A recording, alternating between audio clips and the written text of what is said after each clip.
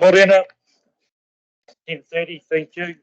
Te mihi tuatahi kia noi tuahu riri te mana whenua. Tēnā koutou, tēnā koutou, tēnā koutou katoa. I ngā tangata tiriti, nau mai haere mai ki tēnei hui. Tēnei mātou ngā kaimahi o te kaunahira taio ki Waitaha, mā pango, mā whiro ka oti te mahi. Ko Greg Burns tēnei, I'm the chair of this meeting. Mauri ora ki te whare. Chair Scott, could I have you do the Karakia, please? Kia ora. Thank you, Greg. So my karakia is Whakaturia mai. Whakaturia mai ki te uru kahikatia. Whakaturia mai te uru taumātua. Koutou rana pakia katia. Koutou rana kaupeka hia. Hia rangi whawha, hia oil rangi. He whakamaru maru. He whakaruru hau. E-T-E-W-E. Ui, wero, tau mai te Māori. Homi e, hui e, tai. Kia ora, thanks for that, Peter. Welcome, everybody. Before we start, I just have a small statement to make. The meeting will not go into public excluded session, agenda item 9. This is because the items requiring approval in the public excluded session can be addressed within the context of the open meeting. It's all about visibility. Kia ora, do we have any apologies? The rest is going to be a date. Excuse me, conflicts of interest? No. Great. We're very fortunate today. We have 2 public forums, which I'm very excited about. I guess on that note, we'll welcome our first public one is Andrew Hamlin. Could you come up to the table, please? Welcome, Andrew. Yes, welcome, Andrew. You're going to have 10 minutes to present. At 9 minutes, a bell will signal just so that you know where you are in the timing. And then after that, councillors will have the opportunity to question you on matters of clarification. And thank you for your attending today. The other, red button 2 is. Hello, councillors. My name's Andrew Hamlin, and I'm here today to present a proposal for biodiversity threat management for toxoplasmosis and predator control. I'm also here speaking in support of many hard-working experts who are still trying to figure out how we are controlling a very complex pathogen, toxoplasmosis. I wish to propose for Environment Canterbury to consider broadening a biosecurity management plan for predator control. I've been advised to take caution when talking about targeting cats, but I am sorry. There is no way to beat around the bush on this one. We have a serious problem and we need to address the issues head on. Let's not get this wrong. This is about human safety. It is about the farming sector. It is also about the safety and welfare for abandoned cats. But more importantly, this is about extinctions. So I've put a few charts up there, other species in the Canterbury area, just to give you an idea of, I click on that, do I? Yeah, just to give you an idea of what we're looking at in forms of biodiversity. I've been, sorry, is it time to put feral cats on ECAM's pest organism list? Or do we leave them in the too hard basket? We know this is an apex predator, that it is a threat. We know those who study the pathogen do not fully understand how we manage it. They need more time to figure it out, so we need to plug this dam while our experts design a life raft. We can't leave it up to pest control operators. They struggle to manage an animal that can breed 2 to 3 litters on average with 4 kittens per year. And we can't leave it up to cat rescue organisations. They don't have the capacity. They're overflowing with cats. The only way through the rapids is to upgrade the current plan to optimise cat management efforts overall. I see councils are the victims here because a joint operation of this magnitude is not a walk in the park. I see others have already made submissions to ECAN and request to add feral cats onto the pest management plan. So why not join the dots so we can structure and can see the path forward? Part of me thinks I don't really need to be here today. I think ECAN knows what to do. But I threw this together, what I could do with the time I had, and hope that I'm not in the right, and maybe there is a sense of hesitancy, or maybe the green button is just being prepped. If I'm wrong and there is still complacency, then maybe take a look at what's already begun. There are a few different options here with a good palette to choose from. We need to be direct and use humane methods with cat management. Here is my cat management proposal for Canterbury to promote humane cat management with predator control to encourage stronger community development by introducing more biosecurity measures for cat management, having feral cats entered onto the list of pest organisations. Well, I've got a big list here, but I will leave it with the councillors to read some of my suggestions, because I'm pretty sure that ECAN has looked into this and the team have come up with what they think would be a good solution. One of my ideas is to consider different terminology like threat or vector, cat management or predator control, not referring to cats as pests or animals to be eradicated, just trying to prevent this negative outlook on animals by using words that invoke hatred. For ECAN to support, submissions made to other district councils in Canterbury region by implementing cat bylaws. Silwyn's set the bar to be the first region in New Zealand to have district councils state by cat laws. It's not easy, but not impossible. To create social acceptance with public and animal welfare organisations by collaborating on already established projects, using humane methods, no poison, strict policy and best practice guidelines. To consider not supporting trap, neuter, release policy due to the rescue centres not having capacity. TPR is considered inhumane. Cats that are released into the environment are unable to maintain a good health when unattended. They often have weakened immunity and susceptible to disease. They also have negative impacts on native wildlife. To consider trap, neuter, rehome with stray, unmicrochipped, rehomable cats, provided cat rescuers organisations are trusted and they have the capacity. There's a whole bunch of things, like I said, you guys probably have a good idea. Your team have probably looked into this already, and the SPCA's 180-page submission and doc submission, and and I see already people are trying to do something about this. The cat management plan will only further increase ECAN's already invested interest towards biodiversity enhancement throughout the region, protecting overall agricultural interests, endangered species and biodiversity enhancement, and the health of people in Canterbury can all be acted on by beginning a cat management plan. Although it is a very complex biothreat to deal with and biosecurity measures will be covering a wide range of interests, the overall benefits will outweigh the costs. Any questions? Kia ora, thank you, Andrew. There's certainly a lot in there, and I thank you also for the material that you've brought along with you too and supplied to us. Councillor Robinson, do you have a question for clarification?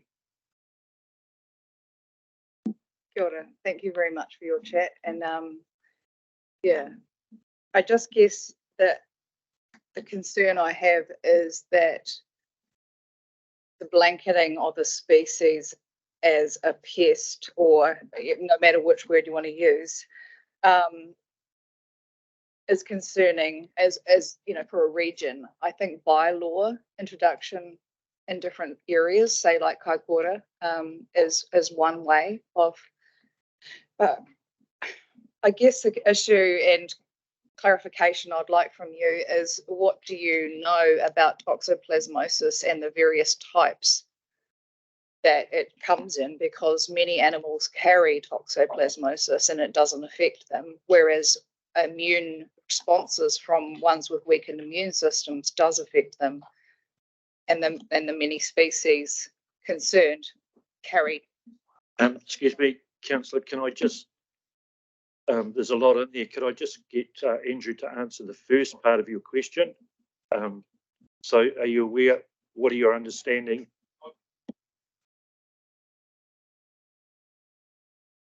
I'm not an expert, I'm just a citizen of Christchurch, and I read the material that's provided by DOC, by the experts, by the SPCA, and what they all stipulate is that we need to have a safety plan, so people who are trying to work out how to deal with the disease and other diseases have time to figure out what's going on. Kia ora, Kushka. Just a wee supplementary there. With regards to the trap, neuter and release situation, have you heard about there's a trap, neuter, treat and release or return?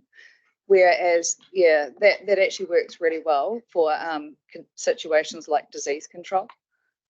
So, you know, that's something I'd be interested in. Yeah. But thank you for your chat. Yeah, sure. Yeah.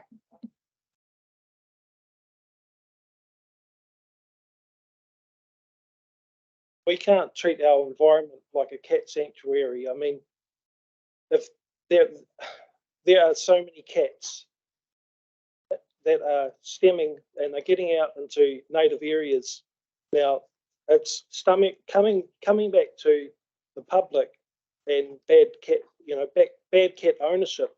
If we wait too long to try and do this, the more they're going to predate on a lot of our wildlife, and the more issues they will create. I'm not an expert, but I know people. I've spoken to people who work in the industry, and they are out there. They're not a pest, and they need to be treated humanely.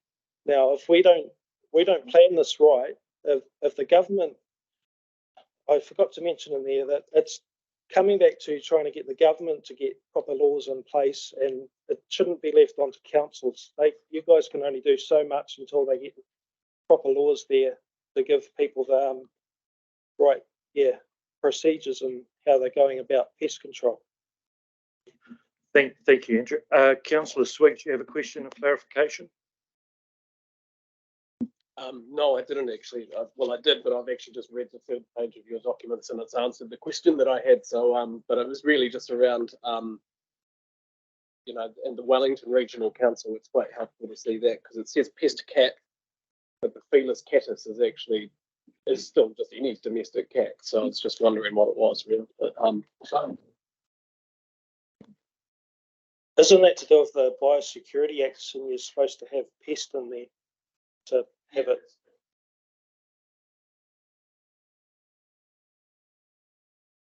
Thank you. So does that clarify for you? Councillor Karakia, you have a question, and then Councillor Sunknall.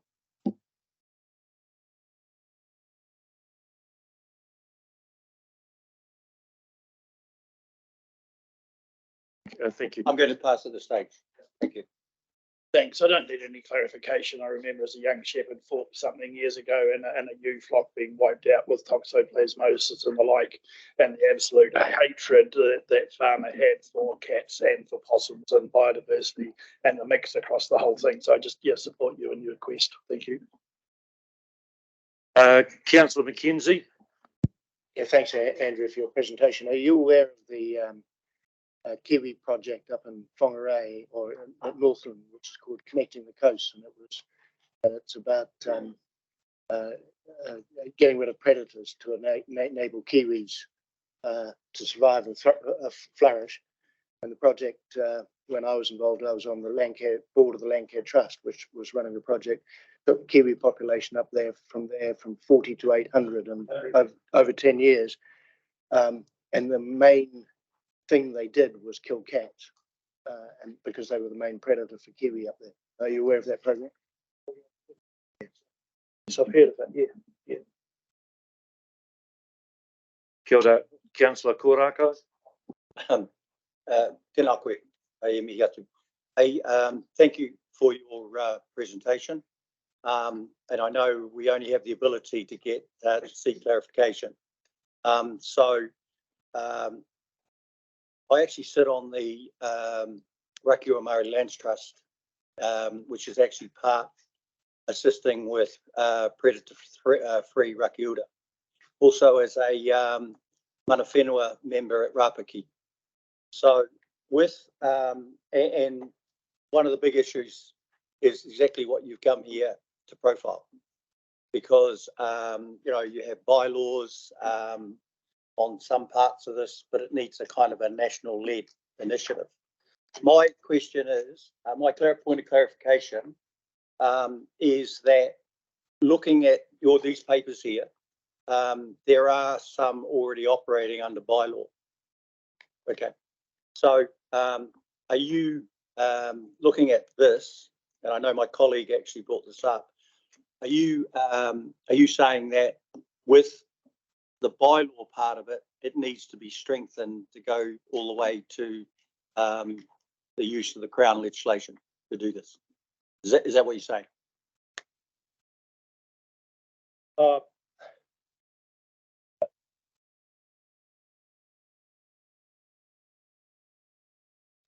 I kind of feel that it's not going to go through overnight, and the longer it's left, the more damage it's done. So the idea is to try and do what we can with what we, without, out cutting corners. We have to try and do it the right way, because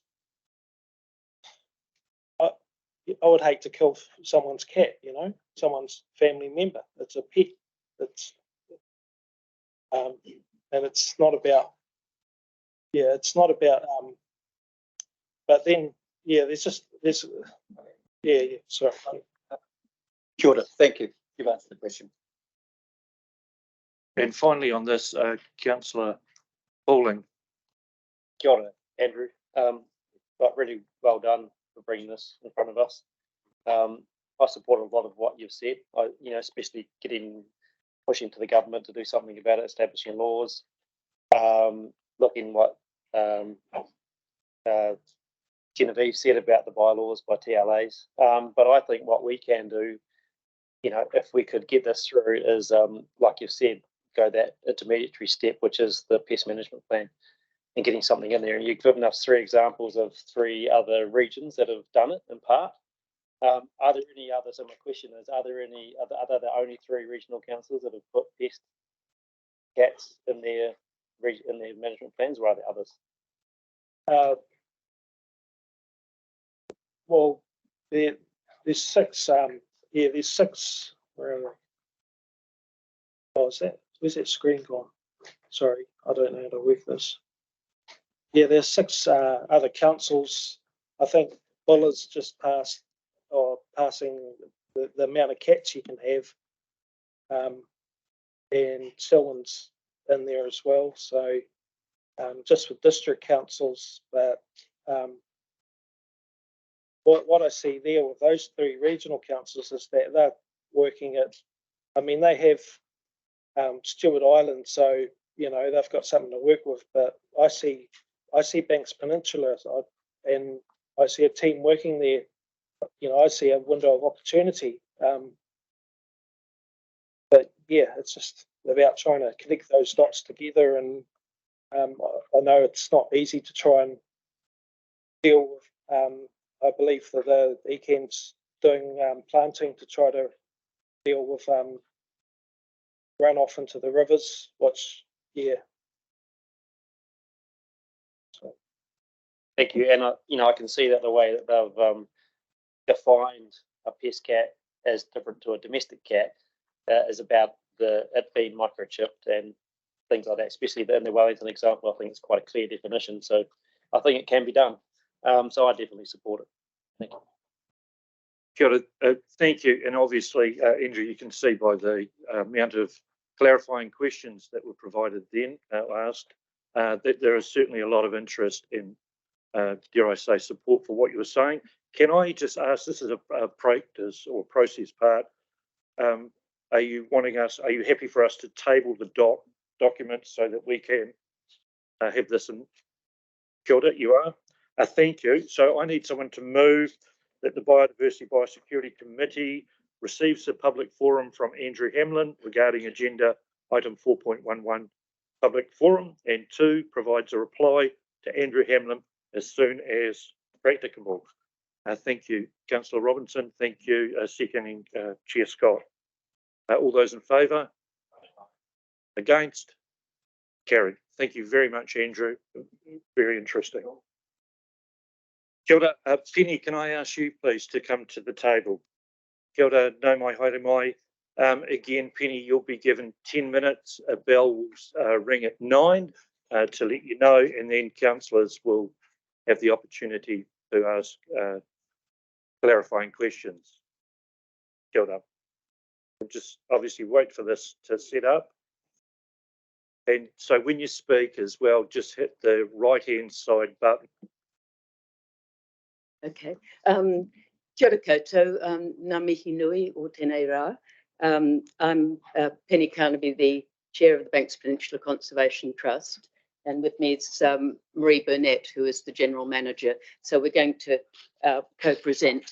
What we'd like to do is, I mean, I guess the first thing to say is that the Banks Peninsula Conservation Trust is incredibly grateful for the support that we've had from ECAN on many of the biodiversity initiatives on Banks Peninsula, and we do want that recorded.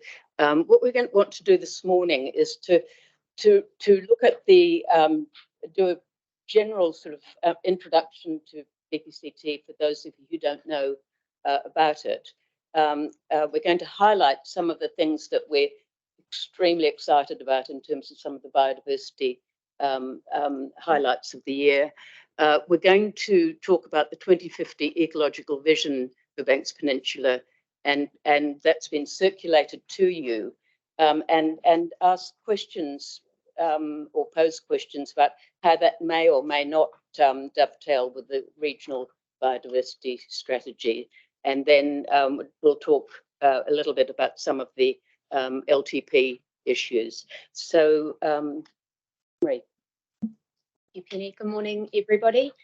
So I just want to give you a very brief overview about the Trust for those of you who aren't familiar with it. It was formed in 2001, and the Trust came about as a result of Banks Peninsula farmers having real concerns about proposed regulation in the then Banks Peninsula District Plan. And they took those concerns to the Environment Court.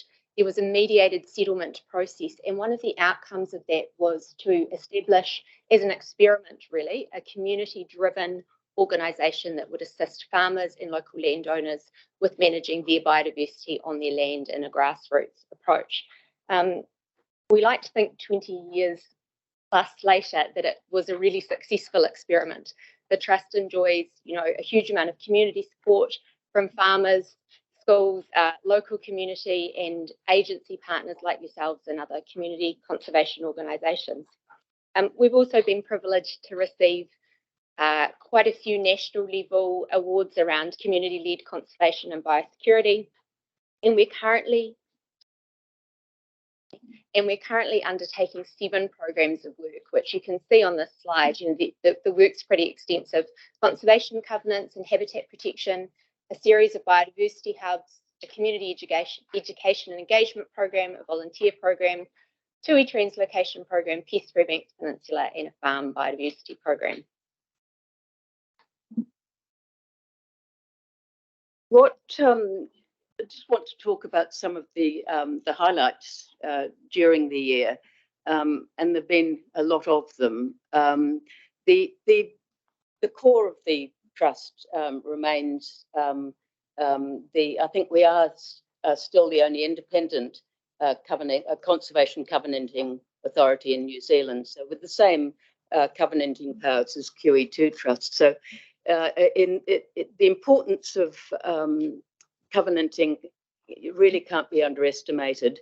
Where a landowner chooses to covenant part of their land, the biodiversity gains are absolutely huge, because it protects it in perpetuity, with all of the management of pest, weed. So in terms of biodiversity gains, covenanting is an extremely effective way of managing.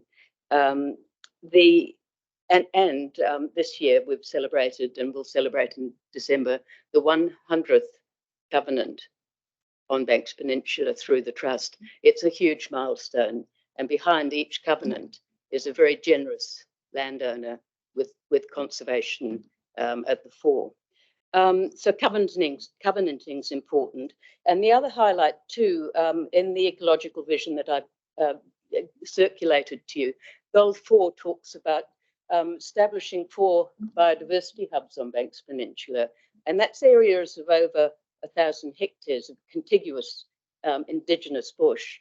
And the importance of those corridors is really, really important. The wild side is probably the poster child of the biodiversity hubs, with Henawai at the heart.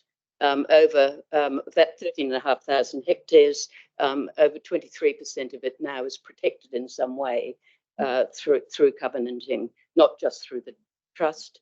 The Kaituna biodiversity hub is growing rapidly, with Te Ahu Pātaki there. And importantly, I think, Te Kahuhu Kahukura, which is in the Southern Port Hills, 21 organisations have signed an MOU to work together on biodiversity outcomes in that Port Hills area. And of course, the impact on the Canterbury Plains, on the city of Christchurch is you can see how it all adds up. But if you see those biodiversity hubs joining up from the wild side right the way through into the city, down the Hethcote River network and into the red zone, you can see how important they are. Another highlight, which is so Pest-free Banks Peninsula is a collaboration of organisations working towards that goal. Environment Canterbury is a really important partner of that 14, and the Trust facilitates the program on behalf of all the partners. We'd love to come and speak to you again about this, because there's more than 10 minutes to say on this slide alone, but some really quick highlights for you. 4,500 feral goats removed from the True Peninsula. Gibby's passed back, so we're pretty confident we've achieved feral goat eradication there, and also really delighted that Environment Canterbury included provisions around domestic goat management in the regional pest management plan, specifically to protect the investment that's gone on to that program. We have a feral pig suppression program working over greater than 20,000 hectares. 200 landowners are involved. Since 2021, we've removed 1,600 feral pigs, and I can't overstate the biodiversity gains and actually the pastoral farming gains that come from taking 4,500 goats and 1,600 pigs out of that landscape. And another key part of Pest-free Banks Peninsula is through large-scale elimination programs that are happening across 28,000 hectares. One is on Kaiteriti. There is 6 pests that have been targeted for complete elimination. We're delighted to have proven a methodology around removal of hedgehogs there, which we believe hasn't been done anywhere else in the country.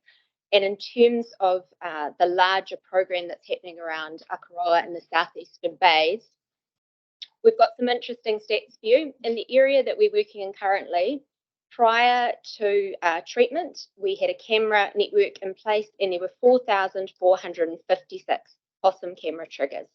2 months after treatment, there were only 12 possum camera triggers.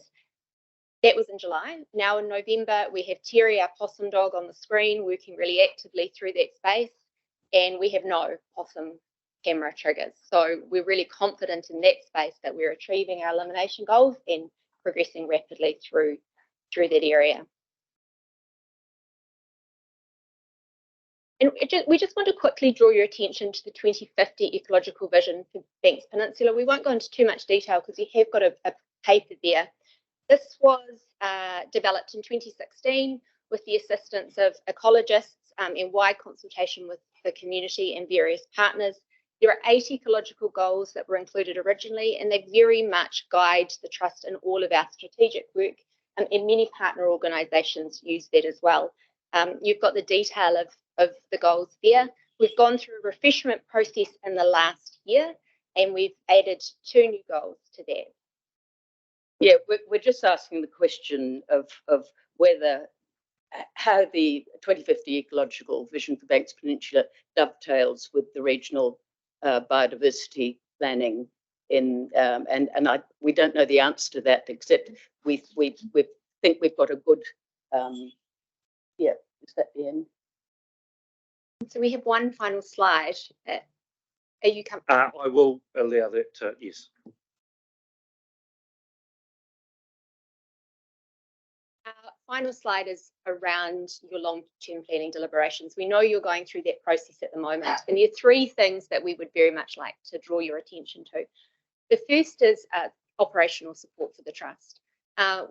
We're very successful at pulling in program funding, and an example of that is the wonderful support we've received from ECAN for Pest Free Banks Peninsula. You made a $3 million commitment, and we were able to leverage that to around about $11 million worth of investment, thanks to you signing up right at the start. We've just received close to $1 million from MPI to launch our farm biodiversity program. So, you know, we're great at bringing in project funding, but actually the basic funding to turn the lights on is always a challenge. And so we speak to all of our partners asking if they would give some consideration to even a relatively modest grant around operational support, because it makes a huge difference to the trust's ability to deliver all of the programs we're talking about. Secondly, we really would advocate that you continue to support the Pest Free Banks Peninsula program. We've only been able to do this work because of ECAN's original support and commitment to the targeted rate approach and a 5-year guarantee of support, and we know that we are coming towards the end of that. We'd also very much like you to think about indexing all of your grants, particularly long-term grants, against inflation. For an organisation like the Trust, it's you know, we're dealing with big budgets and big aspirations and programs, but pretty tight margins. And the inflationary impact of the last period of time has been significant. So, you know, we're advocating with this at central government level as well. We'd be very grateful for you to consider that. And finally, we've spoken to you several times before around our bulk conservation covenant program and a bulk funding approach to that. We think we can make the similar sort of leverage that we have with Pest Free Banks Peninsula if we had a committed bulk fund approach to this. And, you know, it would bring more investment into that program, and the biodiversity gains would be commensurately larger. Thanks so much. 10 minutes.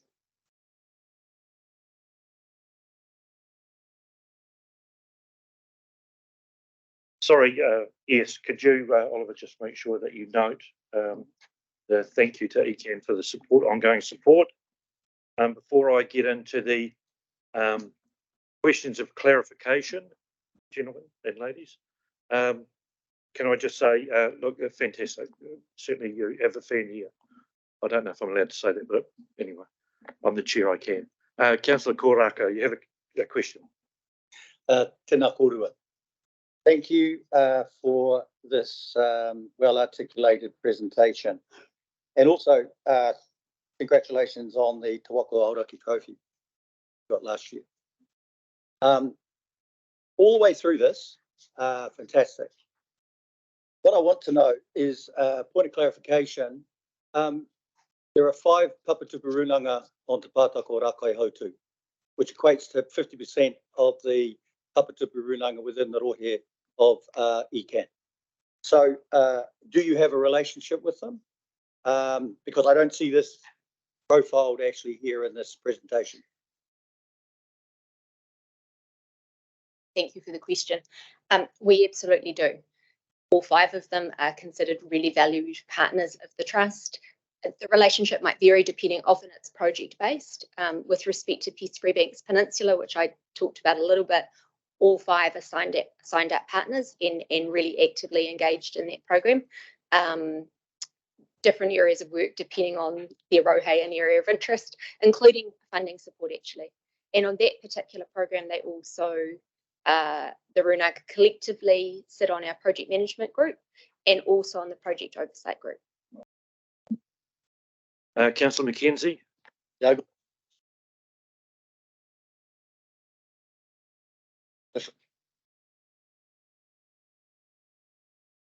Two questions for me. The first one is the shorter and easier to answer, which is you talk about taking 1,600 feral pigs off the peninsula. Have you got an issue with hunters re-releasing pigs on an ongoing basis? Potentially, yes. We have been really intentionally really careful around the communications of this project.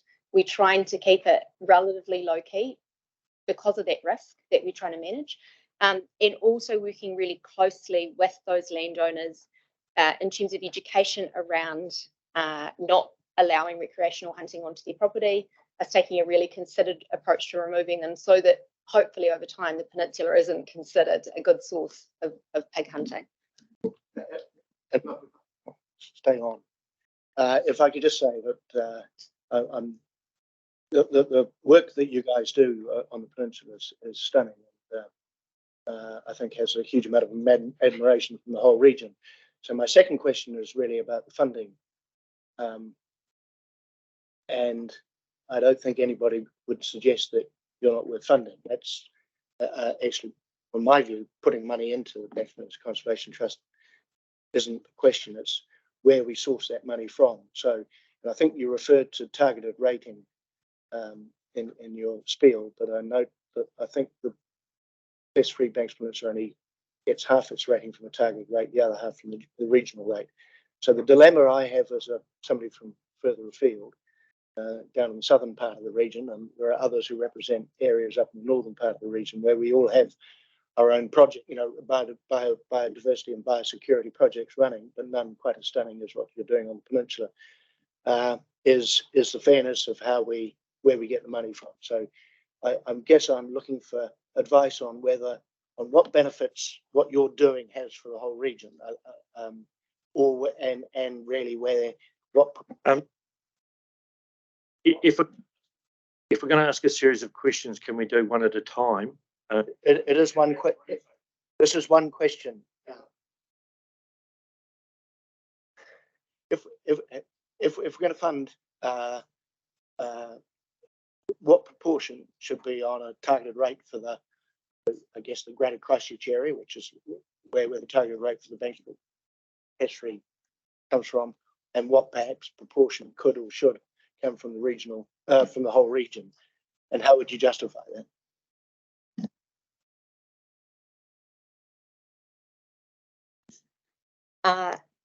Thank you for the question, Councillor McKenzie. That's a really challenging question. I think it's easy to make a case for the high values of biodiversity that exist on the peninsula and it being a biodiversity hub that assists feeding urban Christchurch and into the plains. Absolutely. And there's plenty of ecological material around that we could furnish you with if that was helpful. In terms of a targeted rate and how that's shared across the region, I wouldn't assume to comment really. I feel like that's the domain of those of you in the elected positions, other than to say that we know biodiversity is a public good. We know that it's mobile, and ultimately our aspirations are those connections between the peninsula through the plains and all the way to the Southern Alps. And we're really confident that that work over time will benefit Greater Christchurch, that the pest elimination work that's being undertaken will, we very much hope, be the prototype for what pest-free Waitaha could look like, and that all of these learnings and these biodiversity gains will, or should, if the investment continues, really be beneficial region-wide. Does that help? The other thing, I don't know if it helps or not. The other conversation that I think when we were meeting with Peter that was raised was the idea of a targeted levy, biodiversity levy, across the whole of Canterbury, and that may be a way of I don't know enough about it, but I as a concept it seemed to me worth considering. What Marie's just mentioned, already Pest-Free Banks Peninsula is looking at the concept of pest-free Waitaha, and that's where the original investment will and expertise. It's joining up a lot of those pest programs. So I believe that's happening. I believe it's happening. Kia, thank you. And again, there's clearly plenty of interest there. I just would note too that Councillor Dicho, who's online, has put a link through the Christchurch City Council Biodiversity Fund document as well.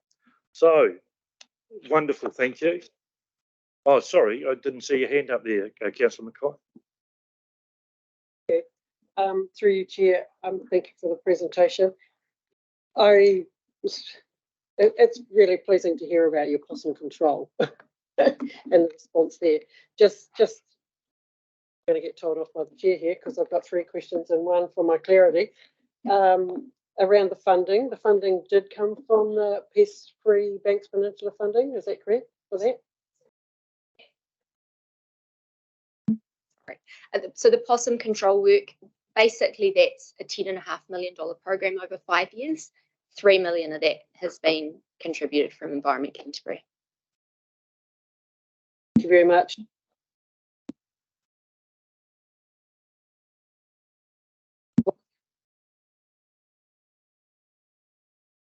And what was most effective?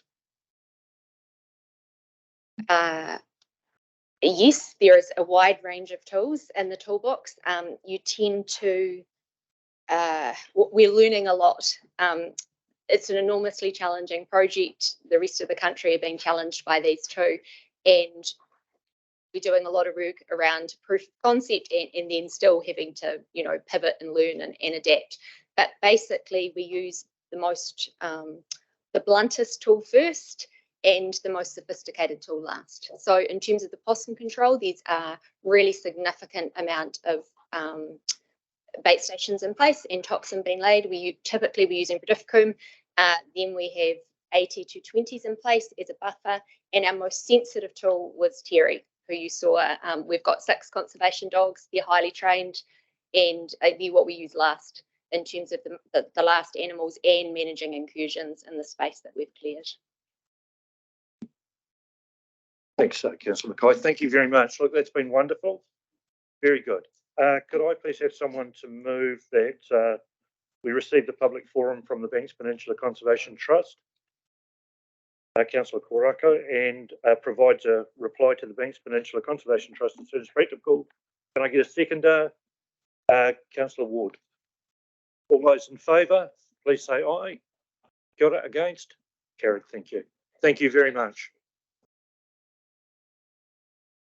Is anyone cold in here? Okay, yeah, just checking to see everyone temperature.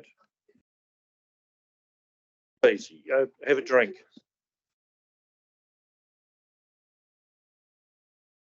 Kia ora. Wonderful. So we have no extraordinary and urgent business, with my understanding, nor do we have notices of motion.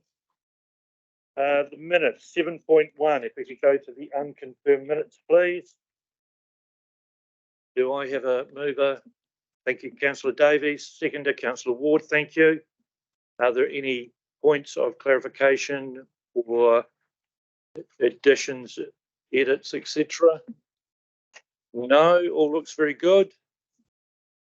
Okay, so that resolution confirms the minutes from the Biodiversity Biosecurity Committee meeting held on 2nd of August 2023, confirms that, and the public excluded minutes from the Biodiversity Biosecurity Committee meeting held on 2nd of August 2023.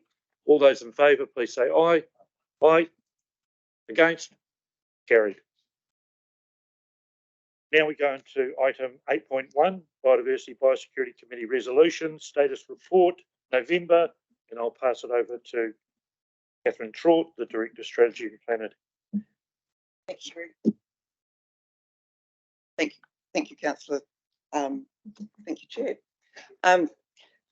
The resolution status are all green for this one, so I don't propose to say anything much except just to draw your attention to an item that was on the status report from the last meeting, where it was just ahead of the NPSIB being released, but we had a paper to the last council committee meeting which said that staff would look at the NPSIB now it had been released, and you endorsed staff to determine the impacts on Environment Canterbury in the region, and would continue to update the committee. And I just note that that paper is on for today. Thank you. If there's any questions. Kia ora. Can I have someone then in that case to, I haven't done that, have I, to confirm the minutes from the Biodiversity Biosecurity? Have I done that already? Oh, sorry. I've got it on the wrong page, sorry. Can I please then have someone that notes the status of the previous resolutions provided in the Biosecurity Biodiversity Committee Resolution Status Report November 2023? Note. Yes. Okay, and the previous public excluded resolutions. Can I have, thank you, Chair Scott. Seconder, Councillor Ward. All those in favour? Does anyone? Oh, sure. Does anyone want to speak to it? No. All those in favour say aye. Against? No. Carried. Thank you. 8.2. The release of public biodiversity and biosecurity reports. Could I get Carl Diamond, Manager Biosecurity, come to the table, please? Kia ora, Sean, as well, please. Apologies for that. Didn't see you behind there. Gentlemen, all yours. Ricky, kia ora koutou, councillors. I've just got a few bullet points, and then it will be available to answer any questions around the their biodiversity snapshot report. So this is probably our 5th annual report that pulls together work in this space. You'll see there on page 2 that shows all the data from our finished projects in the last financial year. And then the rest of the report goes through, sort of casts a net a bit wider to some of the other stories, some of the other work that we're doing, and maybe the rivers, the Y Fund space as well. So I'm available for any questions. Kia ora, thank you for that. Do I have someone to, Councillor Pauling? Kia ora, kōrua. Thank you so much. First of all, I read this a couple of weeks back, actually. I looked it up and found it online. It was a good read. Love the maps, by the way.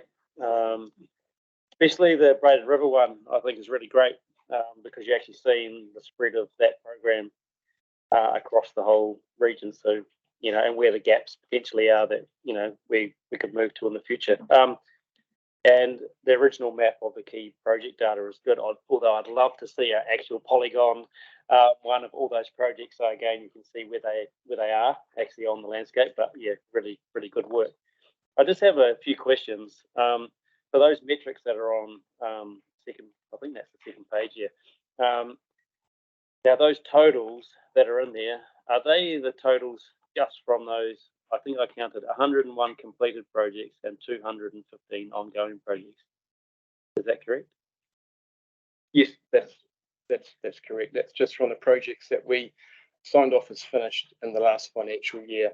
So there will be projects that are multi-year phase type projects where work has been done, but as it's still ongoing, that's not been recorded as being active work in that year. So those projects, I'm just trying to get my head around it. Are they ones that we lead, or are they ones that other people do? That's what I'm not clear on. It'll be a mix of it's projects that we've provided some funding for from our biodiversity funding streams. Now the reason I'm asking is because what I think when I read through the next pages, the Brad River work, there's the berm transition project in particular, and it said there was 250,000 plants planted through the berm transition project, and yet our metrics on the first page say that 44,000 plants or 44,450 plants were planted. So I just was trying to get my head around like I'd love to know the actual total that ECAN has supported, because I think it's more than 44,000, because when I read through the report, I come across another 20,000 later on, another 13,000 in the Murudako project. So I feel like that we've got a bigger number there in terms of those plantings. Yeah, the information in there is just from one of our databases where we record all our not all of our project data, but the biodiversity project data, the rivers in particular, maybe the berm transition project. That data will be stored in a different database. So we're able to pull the data from the one database. Admittedly, it might look like, well, there is more work being done, obviously, than the data shows.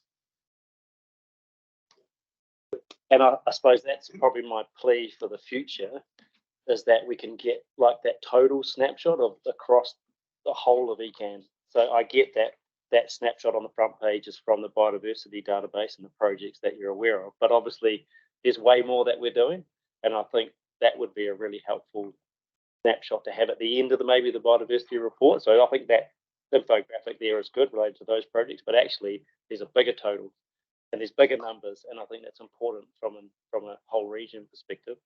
Because my other question is that when we get down to the ECAN land stuff, what we do on our own land, the Waitaha Action Fund, and the biodiversity partnerships, we don't get much data. There's commentary, but I was looking for the how many plants did they plant, how many hectares under pest control, how many hectares under weed control from those projects on our land, and I couldn't find it.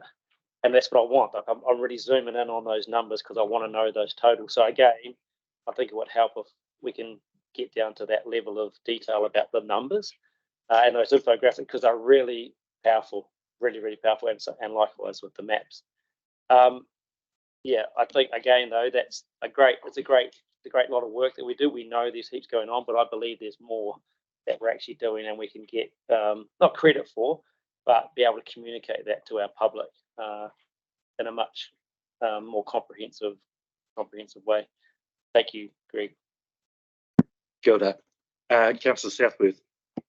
Thank you. Thanks. It's great to see all this all in one place. Really, really good. A couple of things sort of jumped out at me where I think, well, what, is there something that we can do around our strategies and so on?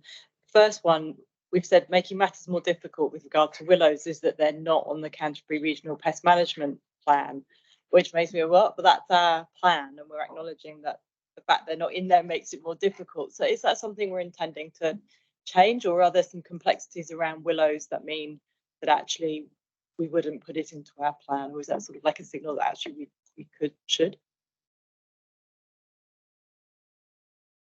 Willows is an extremely complex plant in terms of we use it in multiple different areas in multiple different ways in rivers, and of course it's a pest in other areas. We do have in 2028 the opportunity, and I'm going to speak to it shortly, to review our Canterbury Regional Pest Management Plan, and there'll be an opportunity to consider it there.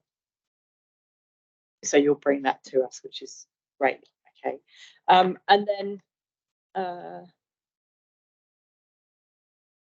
Similarly, oh my, so then we've got in terms of smelt and the changes in the numbers of fish down at I think it's the Whakamutunga, and it says what we found out. And one of the things is that further investigation is critical to understanding the fish communities. And I'm just wondering, is that lined up? Have we got further investigation that's going to happen? How are we responding to what we found out? Is that being built into our future programme work? That's on page 31, bottom right-hand corner. I'll need to check with our science team because a lot of our projects are in collaboration with other parts of the organisation. That one in particular was with the freshwater science team as well. But I can look into that and get back to you. Yeah, it'd be good to know, because obviously if we're finding things out and there's a recommendation, it'd be good to know if it's not us picking it up, that at least someone is. Excuse me, I'll just butt in there. I think we can get some clarification down the back of the room, Dr. Tim. Thank you, Chair. Sorry, Tim, I caught your button. Sorry. Off again. I'll try and answer to the best of my knowledge. I do know that the questions that were posed out of the work that we did were beyond what we could reasonably investigate. So we're trying to work with other agencies like NIWA in particular to foster further research, but it's too big for us to do as a study ourselves. So we did partner with NIWA in the work. So that's the approach that we're taking, rather than being able to say we will be covering that particular issue, because it's looking at things like what's happening out to sea as well as what's happened inland, and it's a really complex issue that is really research beyond the level that we could do as regional council, but we are endeavouring to get interest in it. So yes, perhaps if we could be kept informed about that, because it would be a really fascinating project to understand, and probably has some relevance to other parts of our coastal systems as well. And then I think the final comment, I think is more of a comment, but 300 breeding pairs down in, which river is this now? Maybe it doesn't say specifically where. A colony of 300 breeding pairs and only one fledged, one bird, one chick. So I mean, I can see we're doing work around trying to improve some of those outcomes, but that's really, really disappointing. I don't know if you want to add any comments or anything to that, but yeah. I haven't got any comments on that one particular, but again, I can interrogate the people who undertaken that work and maybe find out. Councillor Robinson. Thank you for the report. It was sad but good reading. I'm just following on from Councillor Southworth and her talking about the 300 nesting pairs and one chick. That's actually a common thread through a lot of the river birds.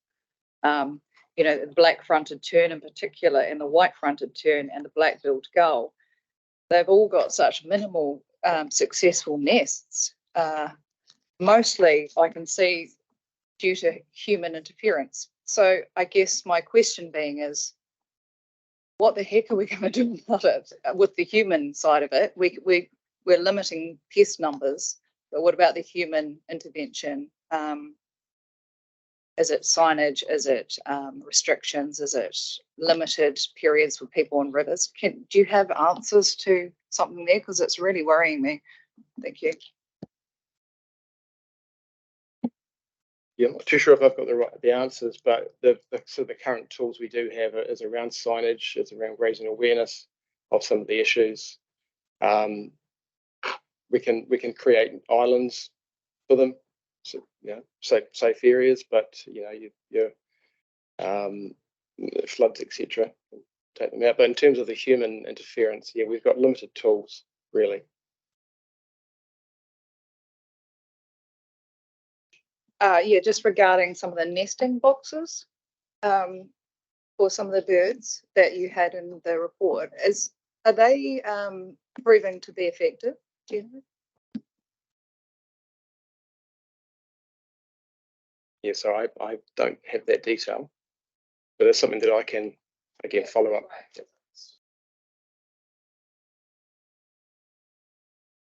I can add a little bit more information on some of the stuff that we're doing in our regional parks to protect birds. So we've got fixed signs in place around the Ashley Rakahuri. We've got fixed signs in place around the Waipara estuary. We've got physical barriers that we put in place wherever we can. There's social media notices that go up during nesting seasons. There's cross-organisational work that's done between DOC, ECAN, and in some cases the New Zealand Police when we get forward drivers and the likes in the rivers. And there's some restrictions on access. It's very difficult, of course, to restrict access successfully when there's hundreds of different points. But we do have a program of work within our regional parks to try our best to protect these birds. But thank you for that. Chair Scott, you had a question? I've got 3 questions, but they're very short. Chair Burns. My first one is this who prepared this? Was that Verity or was it just a media? Or it was you? Well done. Really, really good. Makes it easy to ask questions. There's heaps of detail in there. And you've satisfied Craig with the maps, which he's always going on about. My questions are pretty simple. My second question is on page 27 there where it shows our stories and you've got that green shading at the tops of rivers and it's about weed control strategies. Is there a crossover between what that's doing and what rivers are doing in terms of trying to do stuff, or is it separate? Yes, absolutely. There's a huge crossover.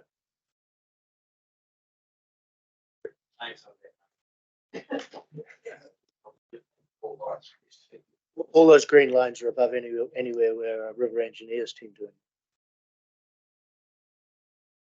Last question is this: in terms of the Y fund and the allocation of the Y fund, and it seems very successful, and there's a reasonable amount of money in there.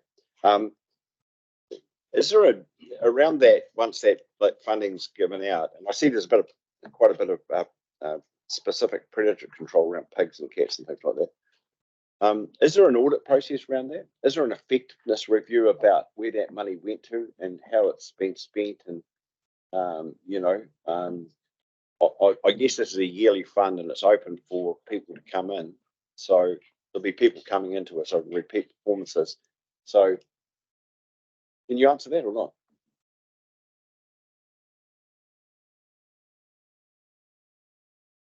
Yes, there is. It's something we started last year to go back and look at the year 1 projects, not every single project. Again, it was a bit of a snapshot, but there was an audit process to go and have a review of the work being done and through some of those projects. Some maybe didn't necessarily need that level of audit, but some of the funding that went to the more existing places maybe didn't. Just a little one. So the Fantail Trust was the one that sort of spoke my interest about that, and it's not a lot of money. And specifically, be interested. I'm interested in see how the Fantails are going. Actually, that's a comment. Good, thank you. You can step back from the table. Sorry, Councillor Swiggs, a late question. Well, I've just been waiting because I've got 23 questions that I wanted to ask, but I'm going to focus on. I'm actually not joking, but I'm going to focus on one. And there's a number of things throughout the report that talk about the consenting process and the challenges around the consents that I kind of am seeing a theme there. Do we need to reconsider our process that we have the consents for the constructed wetland stuff?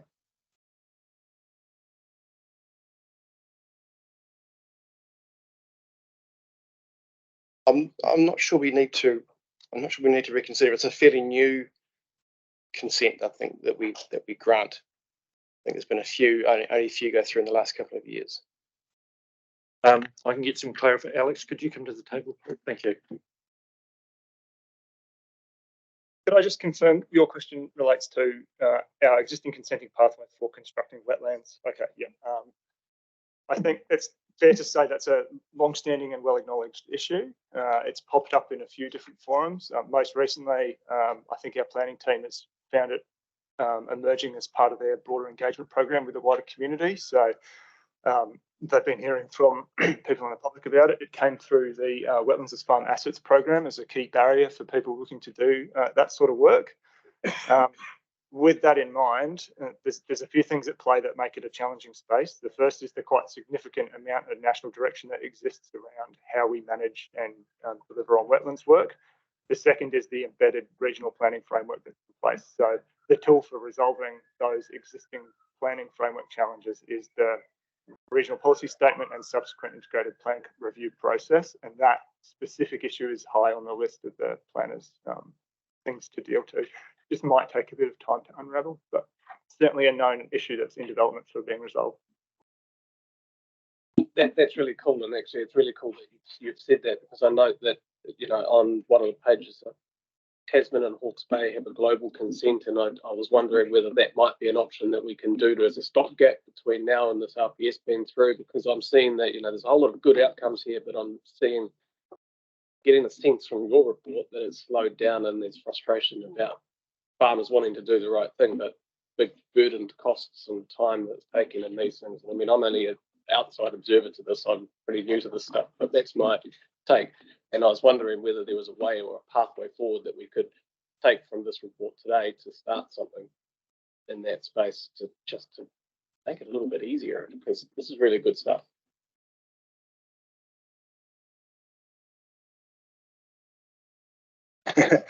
I can't speak to the specific work program there, nor am I a consents planner to answer the question you've got about global consents. I mean, it's possible to investigate that as a pathway. I guess some big concerns about how you manage that. I think the persistent staff advice has been that our own structures should not be the barrier to people looking to do those sorts of constructed wetland processes, especially where they're aligned with the sort of outcomes the organisation's trying to see, increasing wetland values, for example. Yeah. Can I make a suggestion here, Councillor Swiggs, that for the minutes that we note your question about what are the possibilities of a global consent? I think it is something that could potentially be taken away, at least get some clarification about what may or may not be the likelihoods of that, but I think it's well worth documenting it. Councillor Pauling, you're next. Just to say I support that. I think it's a really good question, Dion. So, well done. I just remember two other things that I had on my little list. One stat that I would think we're really good in our biodiversity reports is the hectares of wetlands under active management, whether that be management plans or some type of fencing or restoration. So I think that would be a really good stat. And the other one that I think we need to do a bit more work on is coastal biodiversity projects, whether we have any, but there's not much coverage of our coastal biodiversity work in the snapshot. And so I think that's an area that we need to do a bit more thinking of. So thank you. And Councillor Edge. Thanks for this report. It's really well presented and the information is very clear. I wanted to pick up on page 21, item 4, where you refer to the Canterbury Biodiversity Strategy, and over the last few years we've continually referred to the Canterbury Biodiversity Strategy. Goal 1 of the strategy talks about protecting and maintaining the health of significant habitats and ecosystems, which is indicated in your report. My question is about our role, which is written right through the biodiversity strategy, in terms of coordinating with quite a number of agencies. Do we regularly meet with the agencies that are indicated in terms of our role as a lead in biodiversity strategy? I'm just struggling with it. It's on the report. Is it in my report? The short answer to that question is yes. Maybe a lesser extent with some of the sort of private sector entities there, but with all of the TAs, including those that aren't signatories to the biodiversity strategy, we're regularly meeting through multiple different forums, very specific project examples. So the trust is that Penny and Marie just spoke to you about, they're a signatory to that strategy, and we work across a whole heap of different mechanisms from governance right down to operational with that group. So Yes, but again, I guess that's the bits that have dropped away are an important rationale for why we need to be getting on with the revitalisation of that strategy itself.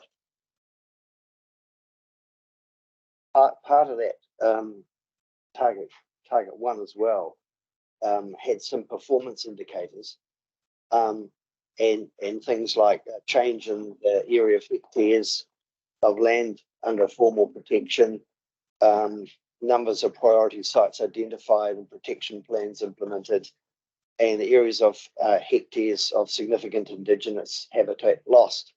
And also, one of the key things too, amount of money allocated from all the funding sources. Do we keep track of those figures? Is it something that we report on?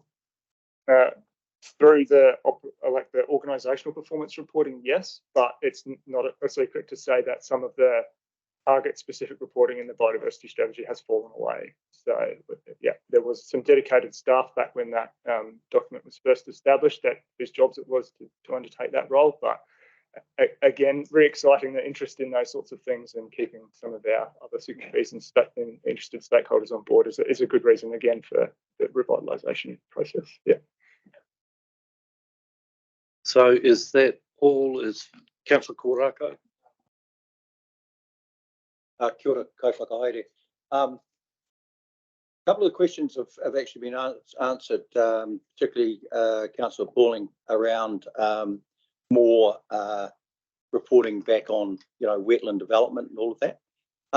If I go back to March, and I actually support what Councillor Swiggs actually is going to come. I just want to understand the process. So Councillor Swiggs is going to come back with a motion or something like that around that consenting. I think it's been noted as an action in the minutes, and so staff will take that away. Yeah. Yeah. Right. So just to make the point too, that we spent a whole day in a field trip in Wairewaruranga in their takiwa, when we went up and saw that the wetland that was being developed, and then we went back down and over that kind of kai area period. We talked a lot about the consenting was the issue, and so this here will be hopefully catalytic and an action point. Is that? So your question is this going to be an action point? The answer is yes. Thank you. Day up there, just to actually, I want to point that out, that we actually have discussed this as well. Yeah, good point. Councillor Southworth. Apology, I didn't realise how many reports there are under the report heading, so I've got a question that came quite a long way down. It's on page 68. Just interested, I note that for under gorse, 61% of the sites we inspected were non-compliant.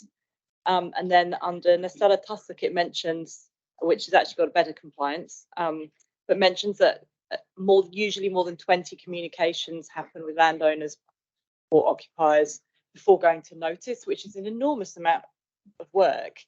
And also, going at 61% of the sites being non-compliant. I just wonder, what are the issues there? Is it around education? Is it around people not actually thinking that gorse is as much of a problem as we think it is, and therefore it's in our pest management plan? What should we be doing about it? That seems like a lot of time and energy going into just trying to get compliance. And do we really need 20 pieces of communication to get to that notice point? Is that a legislative requirement, or what could we do to make that bit smoother and easier? So the 20 forms of communication, they happen throughout the year. So and that could be, in most cases, there might be through forms of communication that goes out via social media, communication that goes out via direct emails, communication that goes out via asking for specific information prior. That includes phone calls prior to inspections, the inspections themselves, like that. So there's a number of different ways we connect it. I think one point a couple of years ago we counted them all up, and it was 20 odd. So there were a number of questions there. What were your other? So that covers off. So it wasn't specifically 20 direct messages to someone saying, "Can you sort this extra?" And so that's good to know. So some of those communications actually much wider reach than just the one individual. But yes, 61% non-compliant with the course at the inspections, and then I think we Nasa Tuss that like and we're heading towards 20% non-compliance. I think based on the figures. I just wondering what are we doing to try and improve on that, or is there a difference in opinion in terms? Oh, sorry, I suppose I'm throwing in some thoughts rather than actually. So yes, so okay, what should we be doing about that? 61% non-compliance on course is enormous. So what are we not achieving? Why are we not achieving that? What should we do? So there's probably a couple of points to this. The first is that in a lot of cases, a lot of these properties that we're inspecting more likely haven't been inspected for some time. So we go along with talk, and then in most cases you can see through the flow on there that there were only 3 notices of direction. So they then undertook the work. A lot of the inspections that we also undertake are the direct result of complaints. That also brings the total up.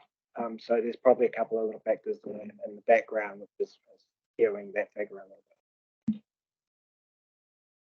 Kia ora. Now we've got Councillor Mackenzie. Well, I just wanted to go back to that farm wetlands for assets, which and look, you're referring to, and Dion, you asked the question, which Alex gave the answer.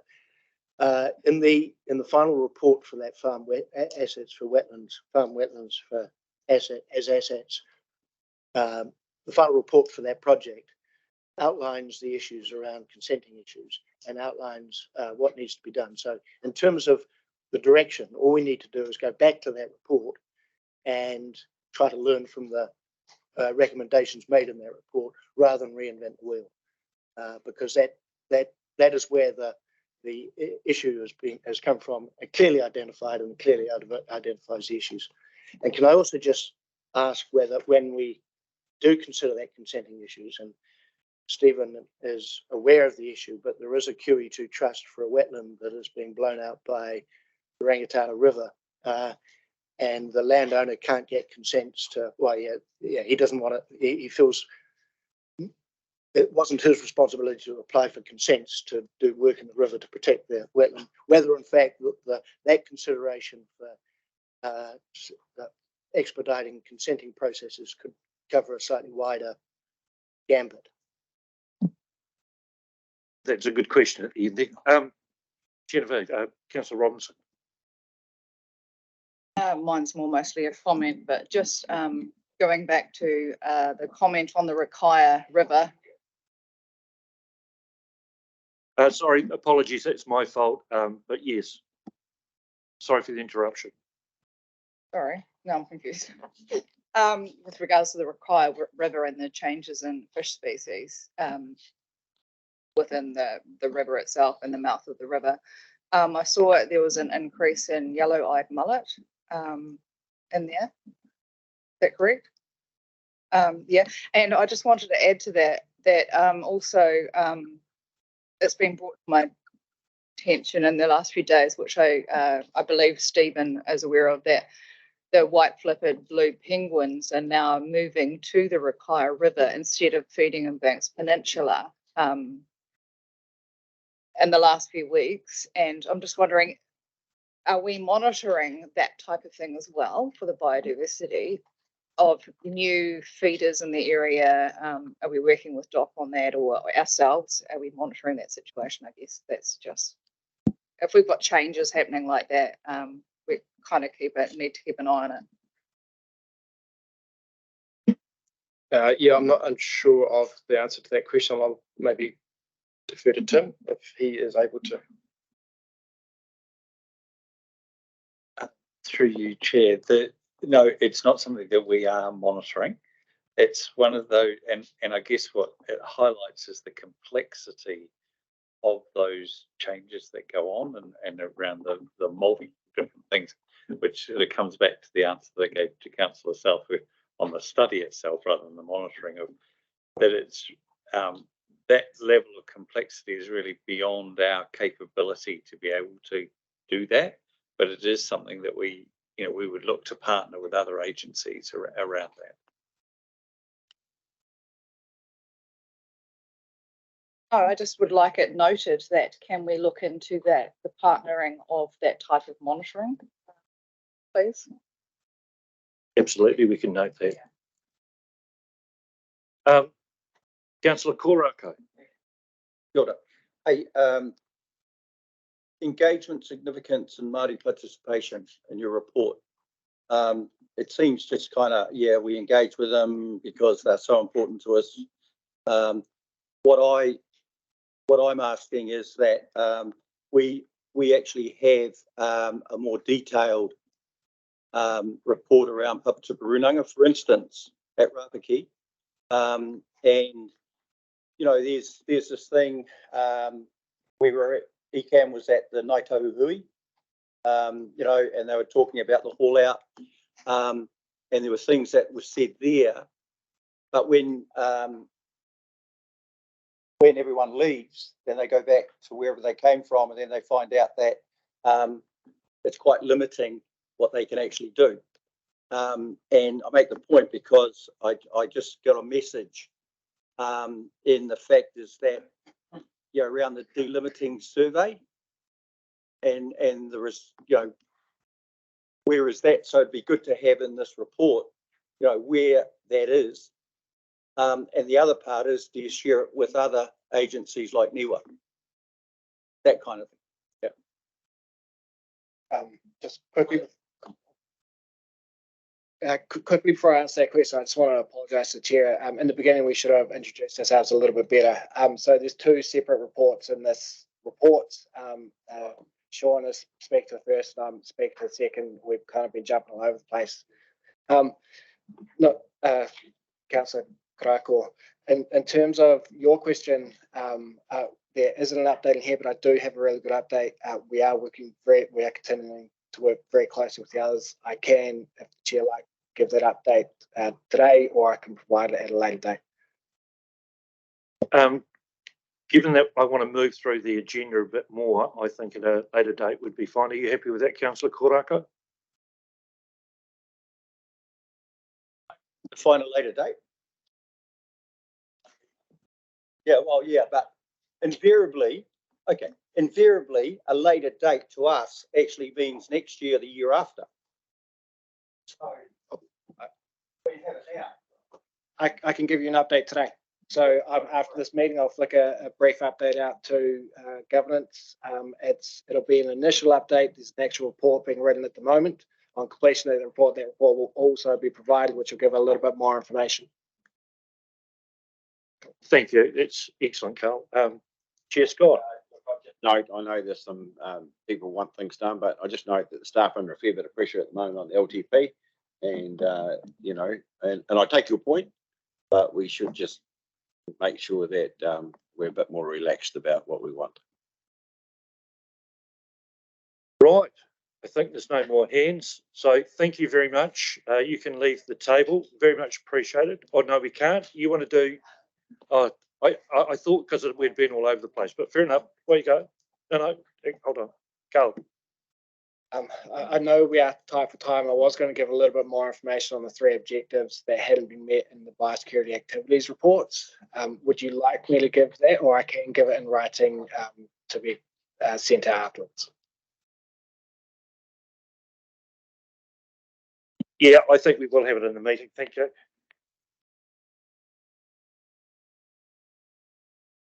Sorry, just for a little bit more context in terms of those 3 objectives associated with the biosecurity activities report.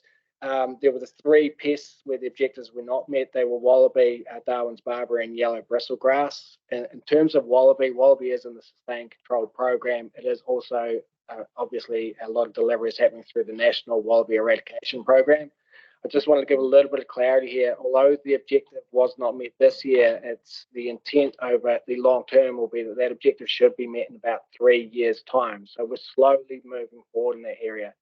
We're aiming for zero density outside of the containment area and sustained control within the containment area. So that's quite a important clarification.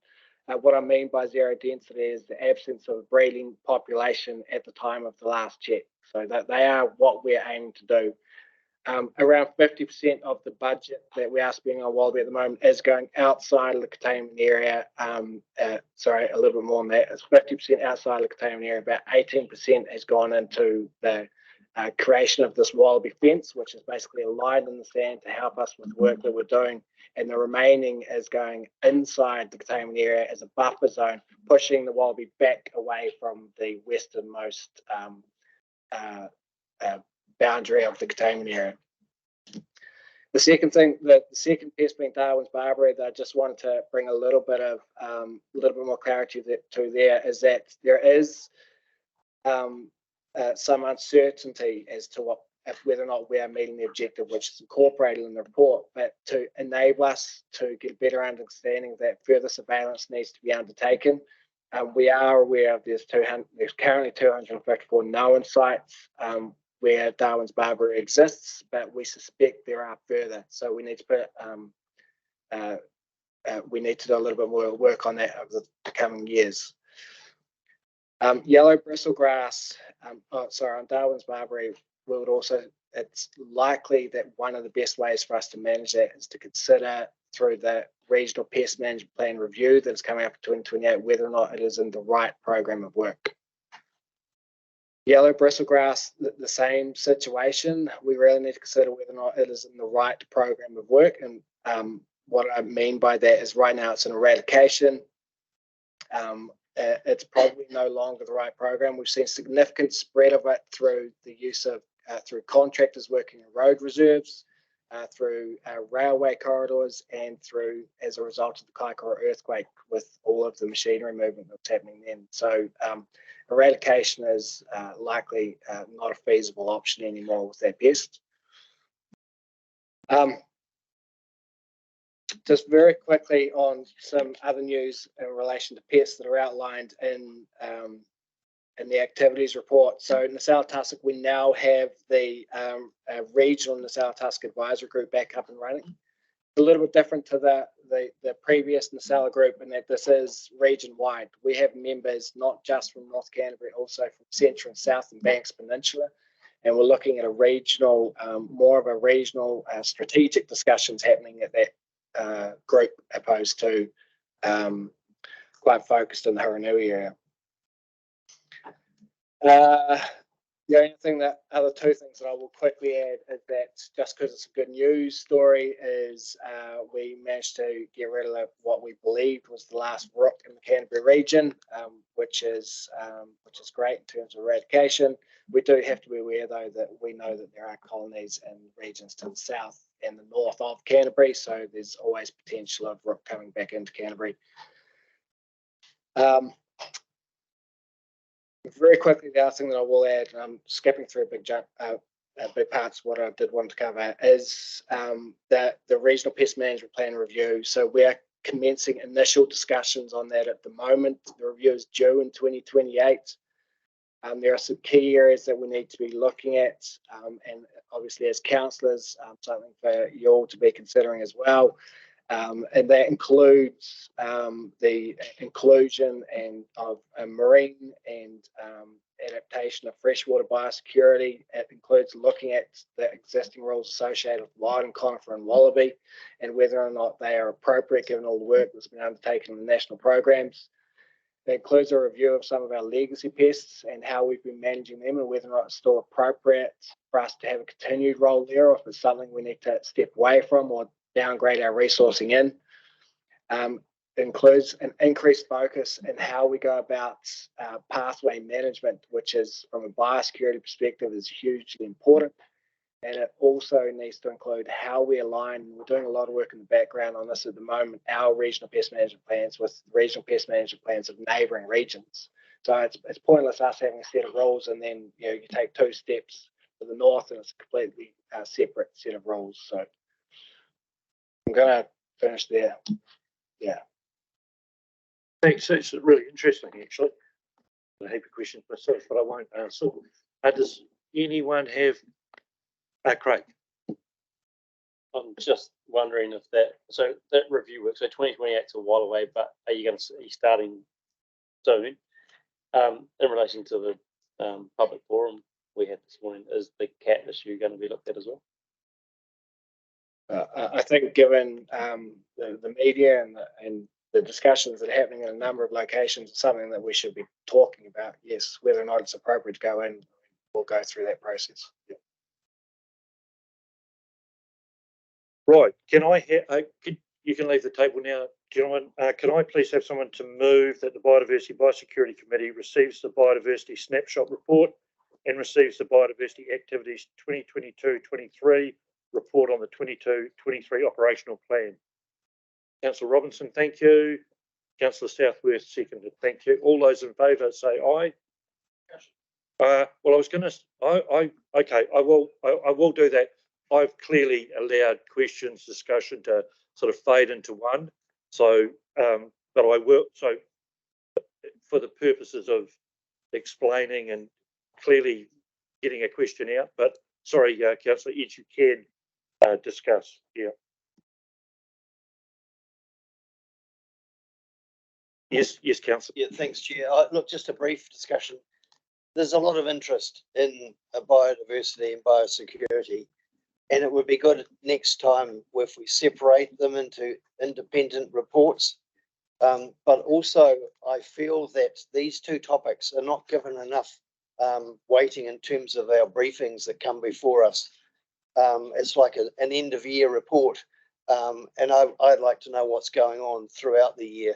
So if you as chair and deputy chair could actually work through that idea with staff so that we kind of understand a bit more how things are tracking.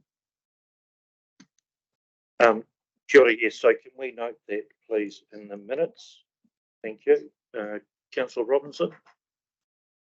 I just wanted to say I strongly support the same thing. Thank you. Okay, Councillor Pauling. Yeah, no, good suggestion, Grant. I think another thing that came up earlier in the questions was around, you know, the link to the biodiversity strategy and some of the targets and stuff that was set in there, and that the biodiversity snapshot. I mean, if you look at the biosecurity report, it's very clear because it relates to the best management plan, which has got its own act of parliament and all that sort of stuff. So that's clear and it's really quite precise. Whereas biodiversity isn't as precise. But now that we have an MPS IB, and now that we have to do a monitoring and all that sort of stuff, I think that we should have it in the same vein, that it should relate directly to those targets and all those sorts of things, as well as the reporting on cool projects. But I think that's where there's a bit of a disconnect there. So yeah, I'd like that noted, and all those things that I said earlier about the key stats that we really need to be able to produce, bringing those all together in one place, I think is a really good idea. So got it. Got it, great. Councillor Swiggs, I believe you have an amendment you'd like to put forward. I actually emailed an amendment through because I think it's probably worthwhile to actually have it written as a resolution and an amendment, and it's just on the board, and it just says what we were talking about, that everybody was like, yep. It doesn't commit anything, it just is asking for advice. It's exactly what we were talking about, rather than noting it, actually having a resolution that we actually can actually go away from this meeting and say we made a decision about something. I could have principled it.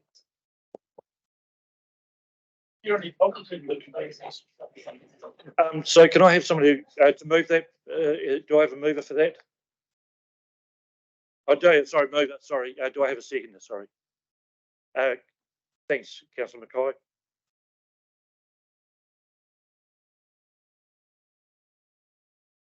Do we have discussion on that? We do. Fantastic. Councillor Edge. Sorry, that's right. Do you want to speak first, or do you want to hold? Okay, thank you. Councillor Edge. I'm just wondering, it seems quite a narrow description of wetland construction. I wonder if it should be wetland restoration and construction. because that way, because construction is fraught with a number of other issues. Well, and replacement. Well, one of the key objectives of the biodiversity strategy is protection and restoration of biodiversity generally. And I think that if Councillor Swiggs feels a mind to insert that word in there, that would be good.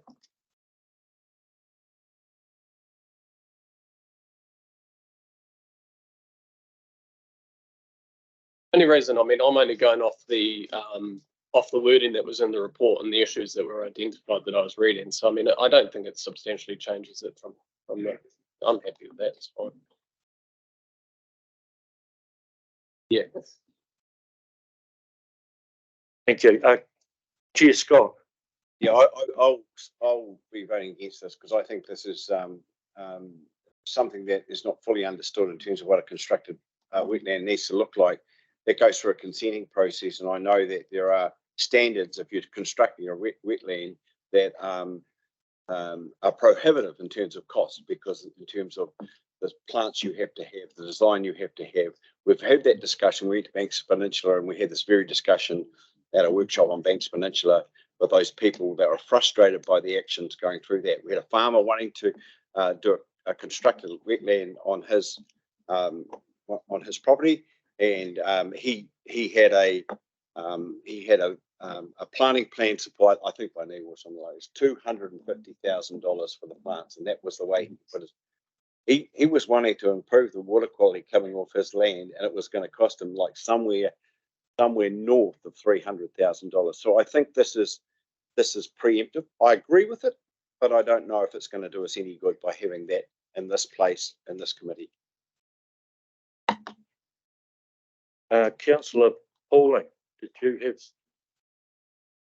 I think that's a really good question that Dion's raised. I think that I know there's a bit of connection here to the our case in that as well, because it does hamper construction of wetlands and stuff. So I think in terms of getting a report, getting something back, I think it's a good thing to be done. So I support.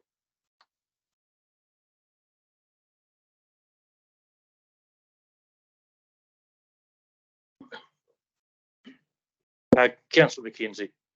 Look, I support the intent of Dion here, but I think we have this council put $300,000 plus staff time into the farm assets for a wetlands project. There were some clear recommendations that came out of that project, and if we want to get this right, I would suggest that this proposed amendment should refer back to the recommendations from that farm assets for wetlands project, and that would be the appropriate way to go, because they're well articulated in the recommendations for the final report for that project, and they talk about the issues, and that would give the right scope, and it covers Grant's concerns about the limitation of what's put up here. So it covers the full scope of things.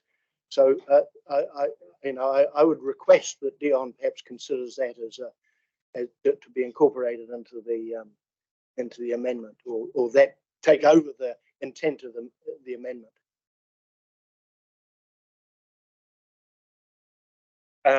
Just before we go on, I need to make you aware, point 2011 in our standing orders around the use of electronic devices at the meeting and phones is to advance the business. I noticed, Councillor Davies, you appear to be taking photos. Can only occur with the discretion of the chair. I generally don't have any problems whatsoever with everything being open and available to the public, but I would prefer that if that ever happens, you actually ask the chair prior to that particular thing. I'm not trying to single you out, but it's just the way I'd like to see that.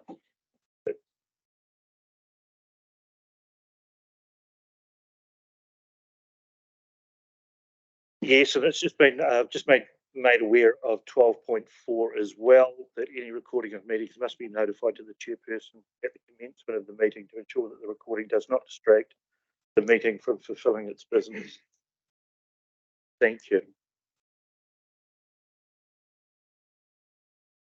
So where we left, the chair had, Councillor Mackenzie had made some suggestions to Councillor Swiggs about this amendment.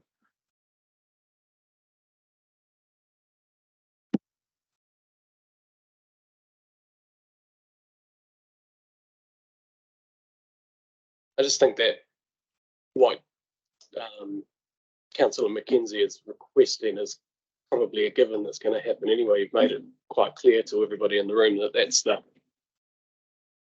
it's there. So I'd say it's probably going to happen anyway, rather than specifically singling it out. Well, it seems to me that if we're going to make a request along these lines, a request along these lines, that we should link it back to something that we've already invested in, which gives us clear direction. And this proposed amendment doesn't do that. And I think it would be better for the organisation if we had that clarity. Maybe you could just tag on the end of it that on the findings, noting the whatever report it was called. Recommendations for the fund assets program. Yeah, no, I'm very happy with that. Yeah.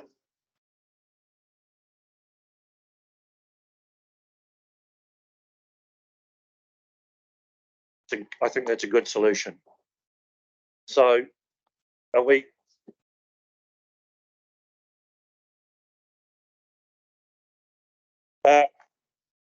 Yeah. Oh, is it?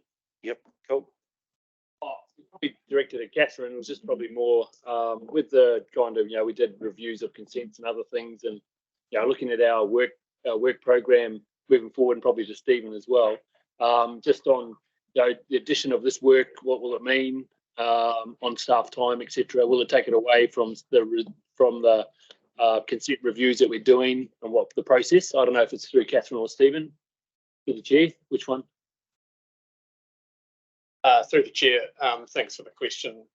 Look, we can do any of these things now. There has been work that has been done looking at these things. I don't have an issue with the resolution, but in terms of when this comes back to you and the timing of that, I can't promise it's something that we're going to prioritise soon. I think this is something that the team will work through over the next little while, and I would have expected in terms of it being an action from the meeting that we'd just send you an email update saying, here's the work we've previously done, this is what it said, and this is how we might be able to progress things more easily in the future. I don't see this as a massive barrier to enabling people to do the work.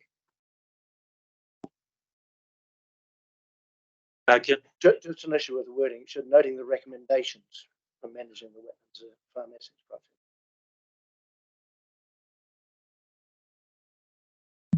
So I'm just clarifying, you're comfortable with that, and as a seconder, Councillor Mackay. And would you, either of you, like to speak to that? Yeah, look, I do support this, and I do acknowledge Councillor Mackenzie's point around the recommendations that have come from the wetlands for assets produce. But I do know that this is a barrier that I hear is brought to my attention quite frequently around the consenting costs and navigating that process. So it's promising to hear some comments from our Director of Operations that we can actually go back and look at this. So yeah, support it. I don't expect it to come back at the next meeting, but in time. Thank you. Go to Councillor Swiggs. Yes, I'll close up the debate. Thank you, Mr. Chair, and it's nice to hear, and I acknowledge the Chair Scott's concerns, but I actually just want to have this explicitly down so that it's a focus that we're looking at. I don't, as acknowledging what Stephen has also said, that it's not necessarily a priority, but I think having it just on the radar is actually really, really important, because I am hearing these same things that Claire said. I've seen it written in a number of different reports, and I do think there is a way forward, and having it explicitly there, I think it's just better than noting it in the minutes of the report. That's all. Got it.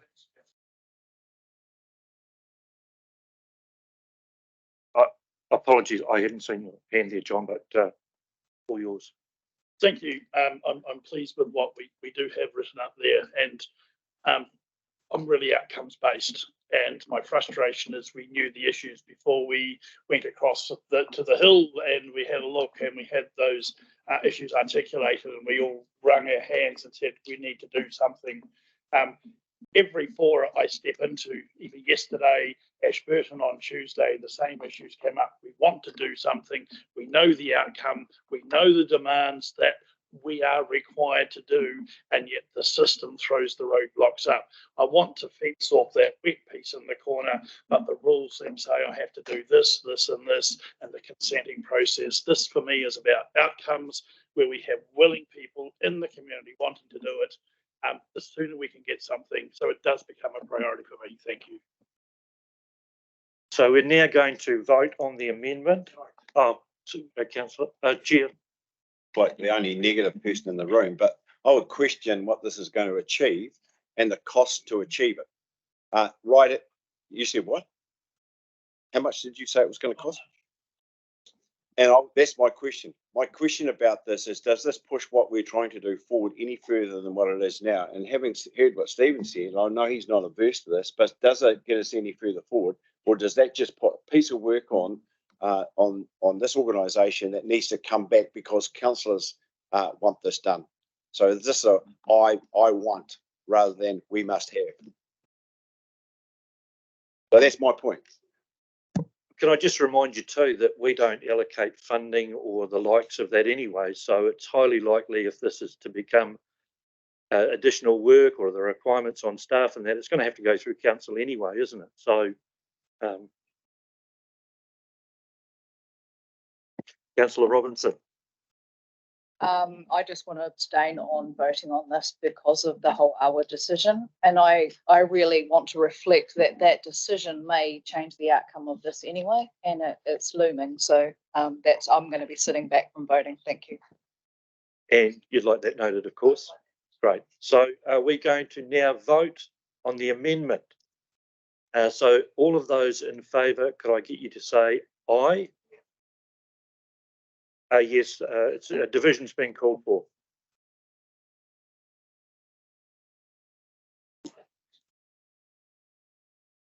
The names for the division will be called in random order. Councillor Swiggs. Aye.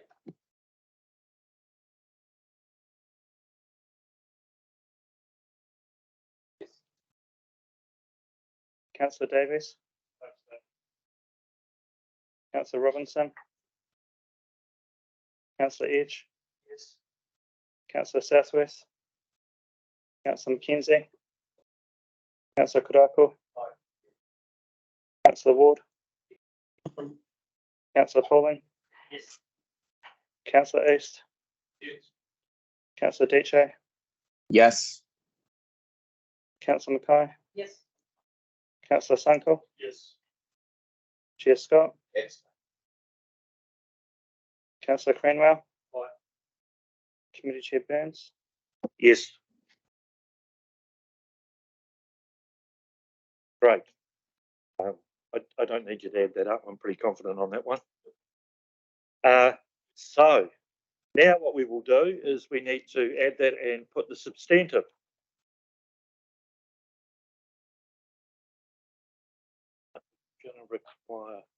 They're going to require any more discussion on that.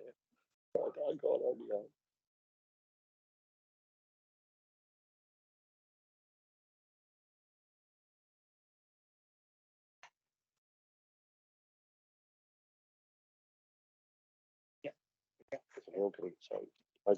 So I want to put the substantive now, which is everyone comfortable with what they are voting on?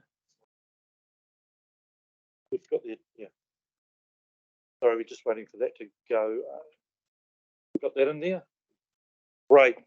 So all those in favour, please say aye. Against? And we have one abstaining. Two abstaining.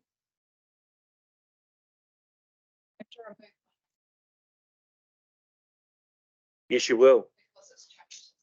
Absolutely. So we're going to have to. Thank you, Councillor. So I suppose, do we need to say aye again, just for the sake of everyone say aye if they're aye? Great. Against? Thanks.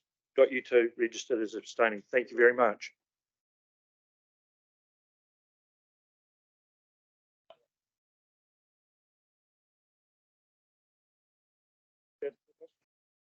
We're all good. Yeah.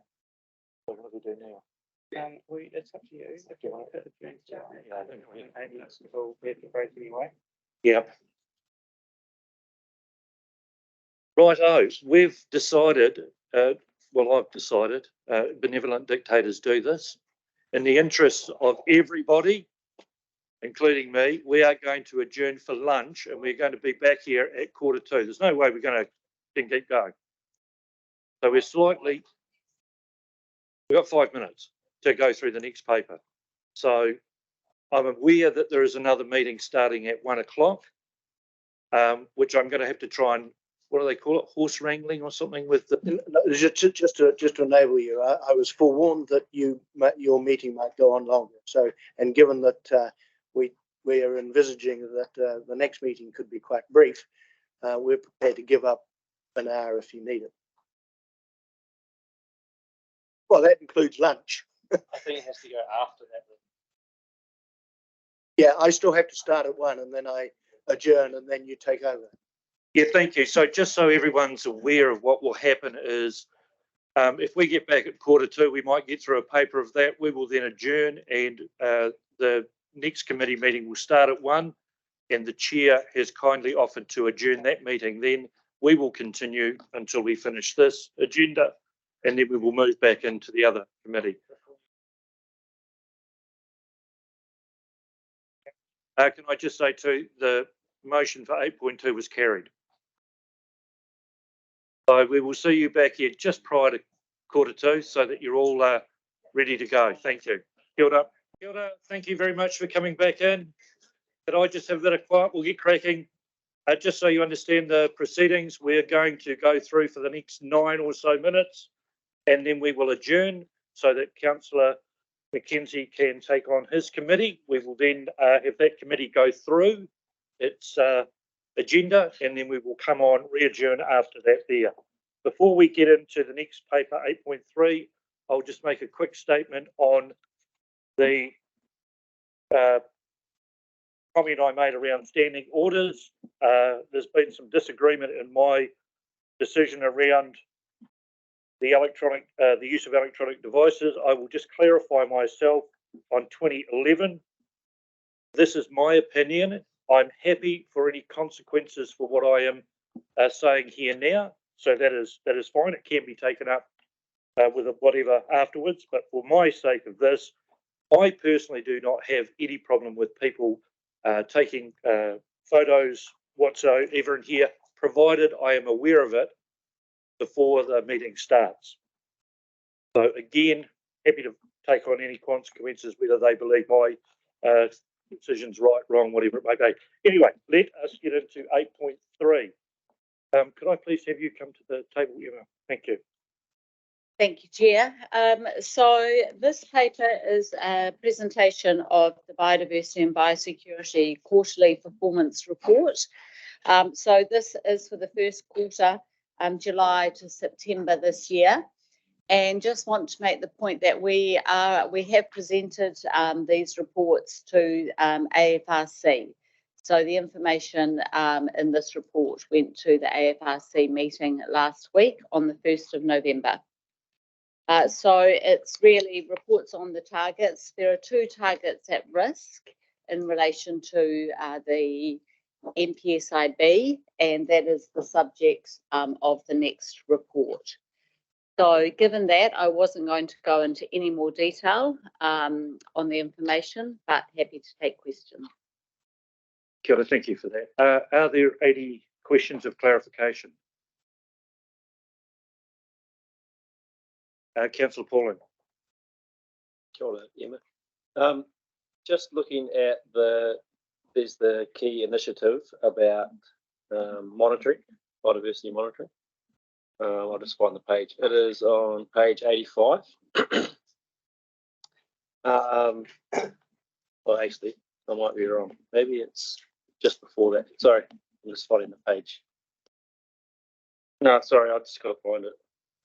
Oh, there. Sorry, it's on page 82. Sorry. And it's talking about the biodiversity monitoring framework and providing an update to the mayoral forum.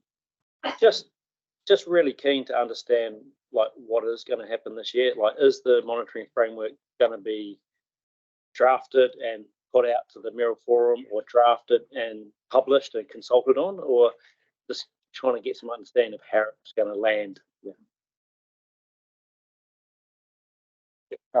Good. For you, Chair. Yeah, I guess the scoping exercise is culminating in the next sort of 6 months or so, like the end of that piece of work.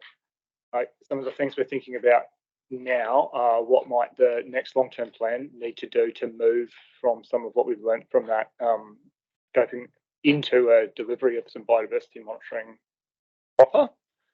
That, I think, in my view, will probably look a bit like a phased approach. It would be hard to go from 0 to 100 on there. And there'll be, I think, I don't know quite how far along the public the long-term plan stuff is, but I know that there's been some provision made for reflecting some of those biodiversity monitoring tools in that conversation. So that will be required to come on board. The other thing that we need to do in the intervening period is a bit of more focused effort working with tangata whenua on tikanga and nataranga monitoring to the extent they wish to undertake and be involved in that process. So there's still a bit of the sort of finalising of that scoping to do.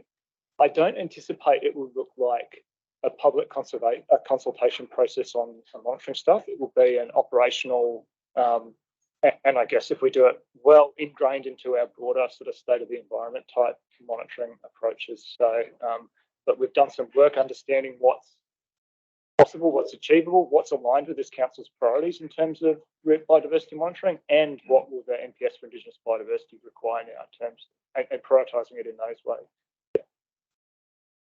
I suppose what I'm really after is, are we going to produce a framework that's actually a written document so that we can understand what we're doing? Because, yeah, that's what I'm interested in. Reporting back the results of the scoping will come to council or this committee, or in some way, shape, or form. Yes, yeah. We've got a meeting later this month with the science team, the monitoring team, to talk about the product that they'll be delivering. I'd sort of recommend like there is like a single framework document so that it explains it and it leads on to other work that might have to happen. But I think it's good if we just sort of have a product that does come out of it. So thank you.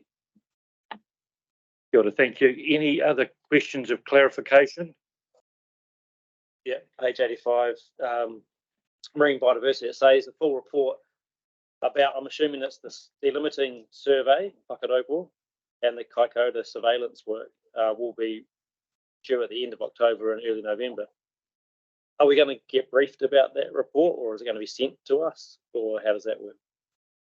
So apologies for the timing. That report, the delimiting survey report is under development. We only got the results of that in the intervening time between this paper was prepared and now. So Carl, who I think has smartly disappeared, we'll know for sure what the comms and engagement plan is there. But I mean, we obviously, for the that delimiting report, we have our broader sort of stakeholder and multi-agency response network. They'll need to be provided with the results of that. I think Carl left earlier with a commitment to provide you this afternoon with some of the information in relation to that report. And then maybe we can work with the chair to just determine what the best way is to bring some of that information back to council. But I do note that this is new. Some of this marine biodiversity biosecurity work is new. So yeah, works in progress for all of us across. Thank you. Thank you. It's just been really clear about when we will get stuff, rather than and just update those reports. And that's really clear, the dates and all that. So thank you. Kia ora. And that's been made clear on a number of occasions during the meeting prior to lunch. So if we have no other clarifying questions, we do. Oh, Chair Scott. Yeah, just so the next one down, Wild and Conifers, and I just noted there that there's been a big turnover of staff. Is the effectiveness still the same in terms of staff? I mean, we had a really good group of people doing that work. I believe the recruitment is largely finished for those positions. I don't think it's appropriate for me to. So yes, it is. So we've got new people in place in those roles. They're coming up to speed, but yeah, look, in terms of a road bump, a little bit of a speed bump in the program. It's been small, but we've managed to keep the progress up. And one of the things that is, and I forget which report it's in, but I think it might be in the chair's report, and councillors know this, we've also got some additional national funding, and there'll be a paper coming to your ordinary council meeting about receiving that of $4.1 million. The team is confident that they can do their work that they've got on the books this year, and also accelerate their work and deliver that piece of work, which is good news too. Yeah, kia ora, thank you for that, Stephen. So, no more clarifying questions. Can I get someone please to move that the Biodiversity Biosecurity Committee receives the work program report quarter 2023-24 for the Biodiversity and Biosecurity portfolio? Thank you, Councillor Ward. Seconded, Councillor Swiggs. Thank you. Any discussion? Okay, I'll move it. All those in favour, please say aye. Against? It's moved. We will now take an adjournment from this committee and hand over till after the next committee is completed. Kia ora. Kia ora. Thank you all. Thank you for your patience, and I'll try and take a lead from Councillor Mackenzie's last efforts. Mauri ora ki te whare. So we are now on item 8.4, which is revitalising the Canterbury Biodiversity Strategy. Could I please have you come to the table, Alex? Thank you. Again, everybody. I normally take papers of red in these sorts of situations, but I might provide a bit of additional context this time around, because I know it's a matter of particular interest to this council, and it relates to sort of ongoing long-term plan commitment. So I wonder if a bit of a spiel might help, and then I'll open the floor to some questioning. So the paper in front of you highlights some of the history of the Canterbury Biodiversity Strategy development process. It talks to the council's decision to make the revitalisation part of its commitment last year, and it notes the progress that we've made to date, given the constraints around us towards that revitalisation. And I think most importantly, sets out a series of next steps that are kind of within the realms of what's achievable in the existing financial year for staff, noting all their other commitments and so on, to allow us to properly engage with our signatories and stakeholders in the revitalisation proper. The timeline we've proposed to you also hinges on some sort of other engagement processes that are in place, and those are linked, well, not only to this organisation's commitment to partnership with Ngāi Tahu and the Papatipu Rūnanga, but also now requirements sitting within the National Policy Statement for Indigenous Biodiversity about engaging with tangata whenua to the extent they wish to be involved in the management of Indigenous biodiversity, including but not limited to the development of regional biodiversity strategies. In the papers, as I've mentioned, there's a timeline for some of our possible work and some initial principles that might be able to guide staff in that time before we can pull that signatory and stakeholder group back together. I think other sort of critical things to note, and hopefully it provides some confidence to you as councillors and to the community, is that the previous reviews that have been undertaken pre-National Policy Statement for Indigenous Biodiversity indicate that the content and direction of the Canterbury Biodiversity Strategy remain relevant and largely fit for purpose, and that includes the sort of protection first focus that sits within that document. The principles and the guiding material and that continue to guide our on-the-ground investment in high priority biodiversity protection. And the lack of the review to date, while frustrating, has not actually precluded ECAN from continuing the implementation pathway, at least as far as its own commitments within that strategy exist.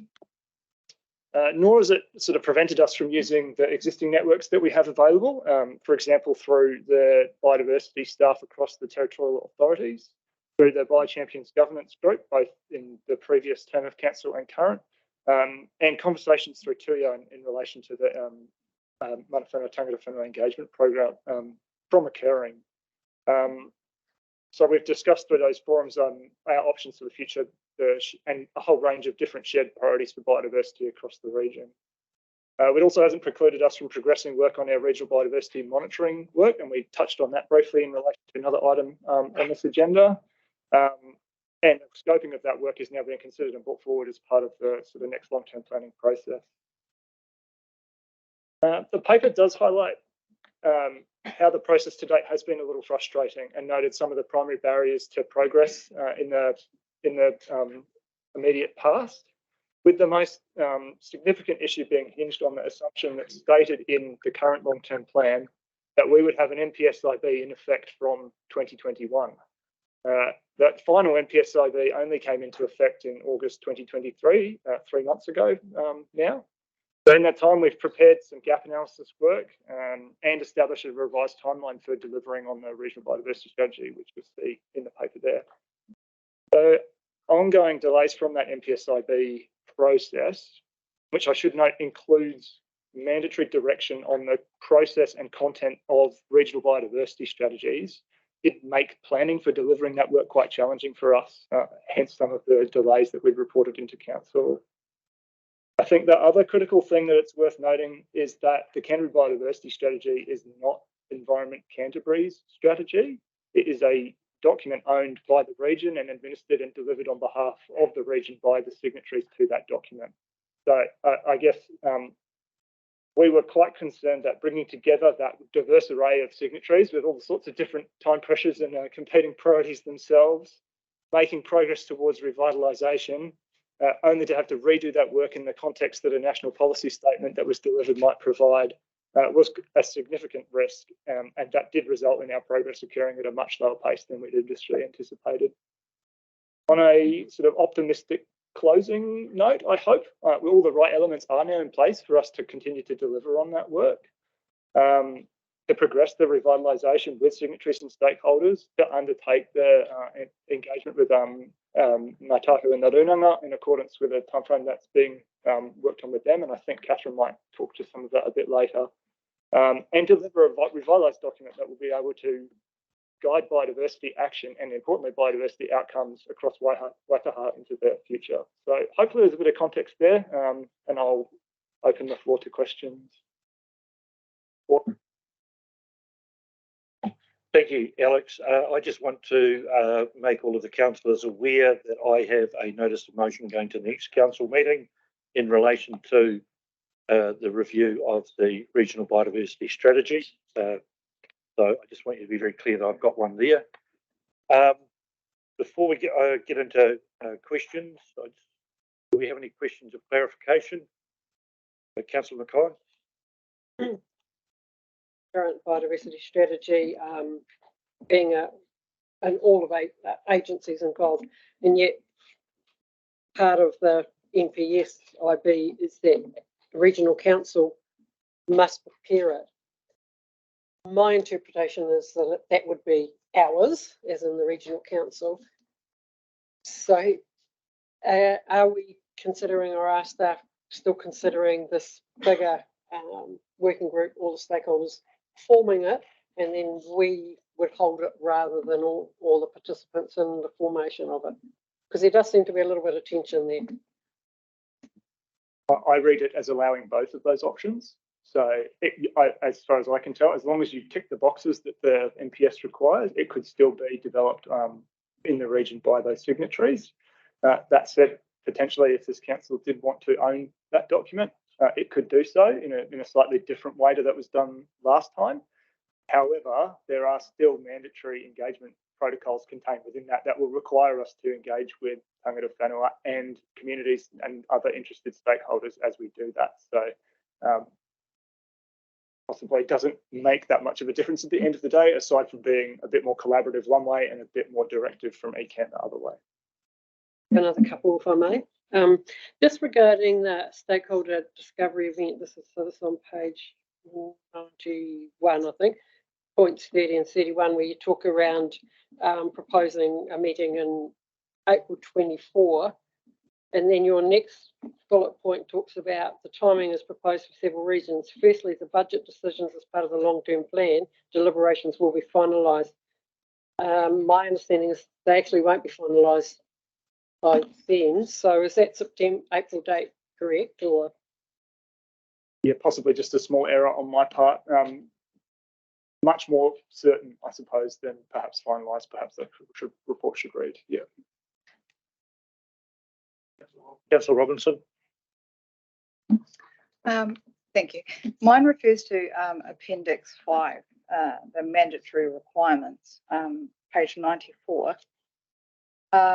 Recognising the biological and physical connections within and between the terrestrial environment, water bodies, and the coastal marine area, and how it's saying that partial but clearer descriptions of connections could be provided. I also would like to see something along those lines, potentially in some sort of strategy. Oh, sorry, question. Is that able to be included? And because it goes on for Indigenous biodiversity as part D of that appendix, for national priority projects. That was a question. Oh, yes. Yeah. Not only can it will be included, it will be required to be included, which is what this table's suggesting. And also, Appendix 5, matters to take into account, talking about Ngā Whenua Rahui, and it talks about Māori land, but what about the rahui in water and coastal environments that have been put in place? So the Appendix 5 details the specific requirements for regional biodiversity strategies contained within the NPS and assesses it against what's in our current biodiversity strategy. So I don't think it includes wording to that effect. But in terms of ECAN's, Environment Canterbury's participation and working with our partnership in sort of arrangements in future, there's no reason that as part of our input into that process or ownership of that process, we could consider those additional elements. Just a comment on that. I would like to see that put in there because I think it's quite specific and needs recognition, even if it's not lodged with MPI. It needs to be regionally wide. Yeah. What we've got in Appendix 5 is kind of like the minimum statutory requirements. There's still scope for us to put our own regional flavour in that document. Councillor Mackay. Thank you. You sort of alluded in your introduction to that paper around the frustrations of how long it's taken to land a NPSIB. And given the uncertainty of that context and the change of government, what's staff's thinking around, is there a possibility that things still could move around or change a little bit, knowing that there is some... I've cut you off. Yeah. Things can always move and change. For now, we have the certainty that the NPS provides. If it is removed in future, then we will want to reevaluate the position that we take. But as it stands, it's national direction and we need to be considering how we're delivering it. So that's the approach we're taking. Thank you. Councillor Edge, have you got a question of clarification? Because I'm mindful too that I was fairly laissez-faire about the questions and comments last time, which is kind of my style. But I'm thinking if we do have questions of clarification first, get a second remover, then start to move into some discussion. But if it's a question, yes, certainly. Yep. Thanks for the report. Just clarifying the relationship between the review of the Canterbury Biodiversity Strategy and linking that through to Chapter 9 of the RPS. On items on page 89, item 16, there's a query that's being asked about at the time whether it was unclear as whether the NPSIB would be developed, whether the Canterbury Biodiversity Strategy could remain as a collaborative document, given the mandatory process stuff in it. The Chapter 9 of the RPS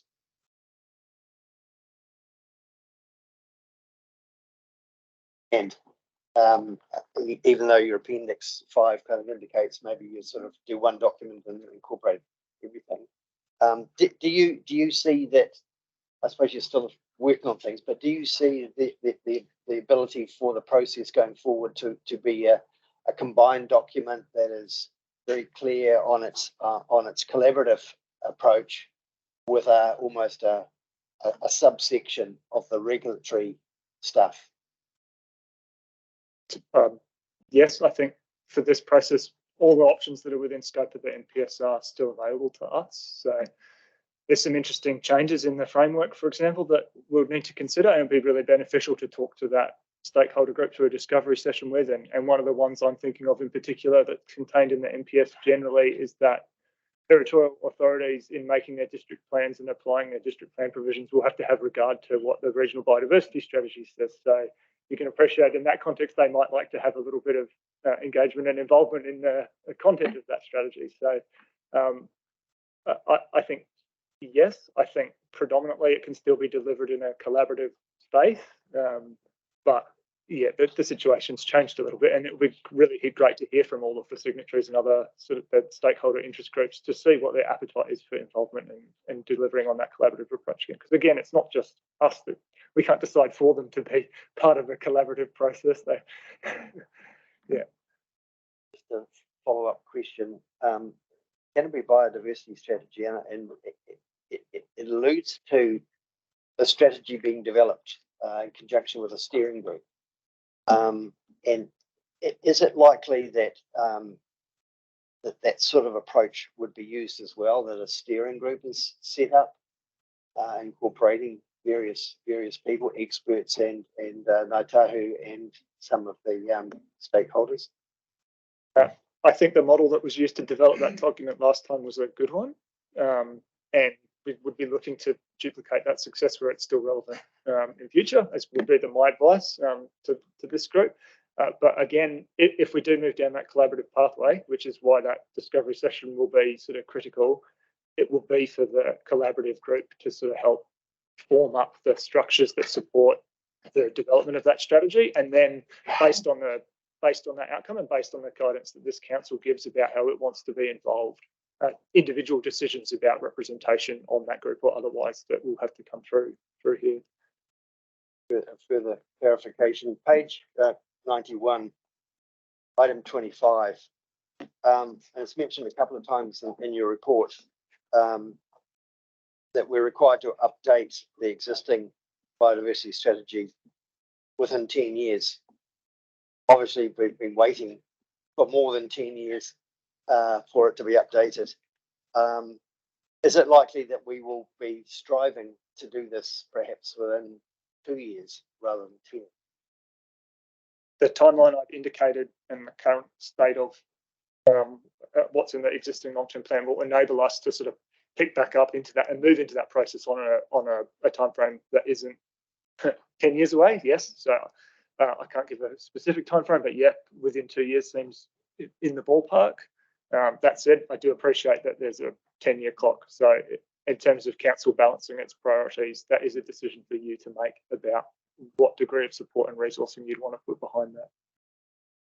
Final question. On page 96, attachment 8.4.2, you've listed a few methods of helping to incentivize.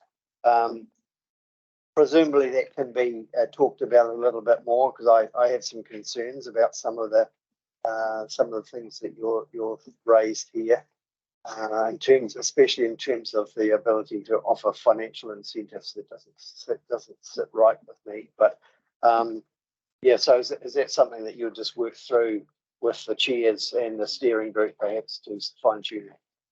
I've included that appendices just to note some of the work that we were able to get on with in the interim. So we undertook some combined work with the planning team to investigate what regulatory and non-regulatory biodiversity incentives might we consider as part of our planning and strategic frameworks. So the regional planning documentation and the strategy documents like the CBS. So these are options that have had a bit of a effectiveness assessment pulled over them, all of them on the table for what might be wanting to be supported in future. Yeah.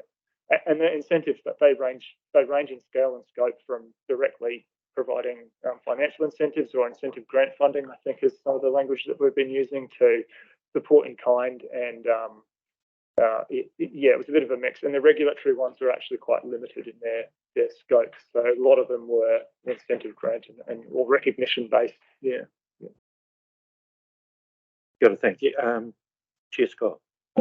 Just the steering group for my interest in terms of it's a Canterbury strategy. So the membership of that group, is any early thinking on whether that would be by TA?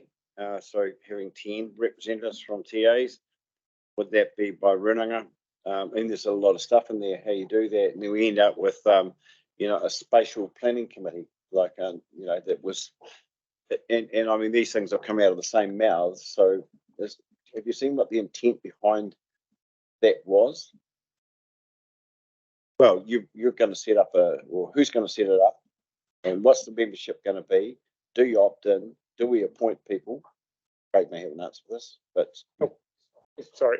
I think all of those questions are things that we need to put to anyone who wants to be involved in this. So on the assumption that we come back together as a group, so you'll see there's 18, 20 odd signatories to this group already. They may have changed their views and opinions. I know, for example, Ngaitahu is a signatory to that group. The landscape with the Papatipa Runanga has changed significantly in the interim since 2008. So it's free for it's a bit of an unknown quantity. I think you're right. There's scope in there for it to creep into a bit of an unwieldy space, but you might maybe want to to constrain some of that conversation. But I think the first step is to talk back with those original stakeholder group and signatory groups.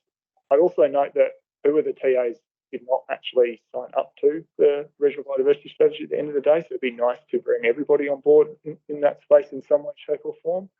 We also have, and I might actually throw over to Councillor Pauling at some point, both for 2 reasons. One, because he was involved in that original steering group for the 2008 strategy, and 2, because he sits on another existing group that we can use to have these conversations to Canterbury biodiversity champions. So we can be creative and flexible about how we engage and participate.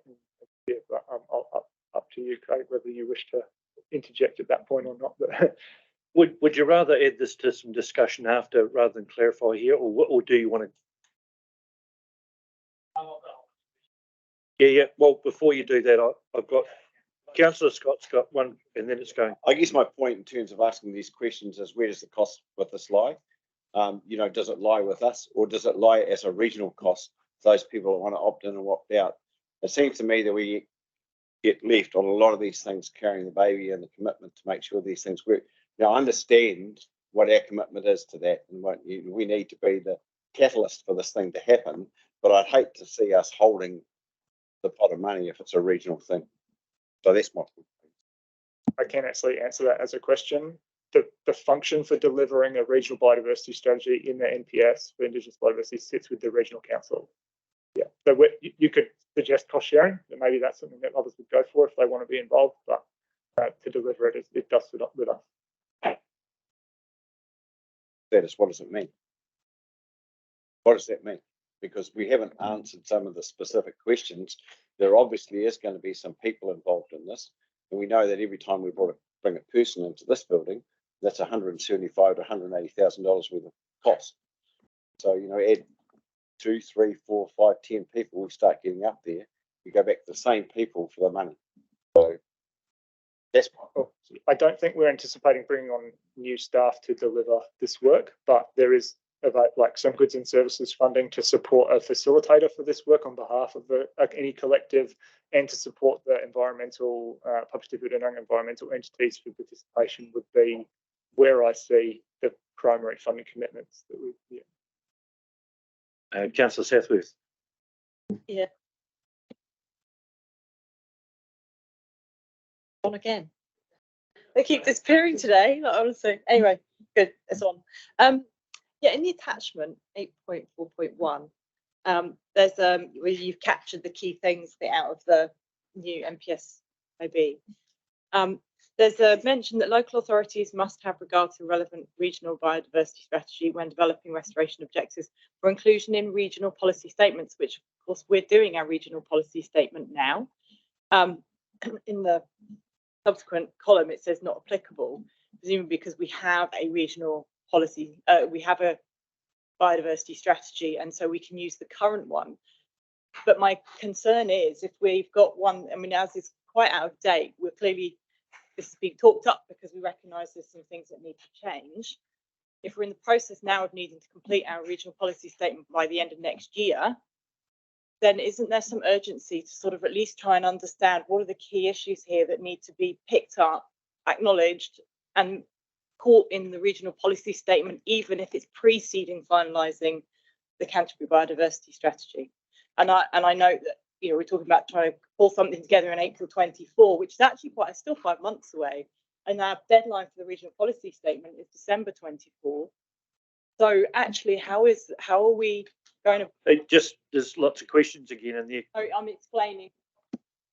Thank you. And I'm sure Alex understands what I'm saying here. So my question is, what are we going to do about that? Because that actually seems to me quite a critical issue. You've touched on something that doesn't quite keep me up at night, but I haven't got an answer to, which is the existing Canterbury biodiversity strategy a biodiversity strategy in the eyes of the national policy statement?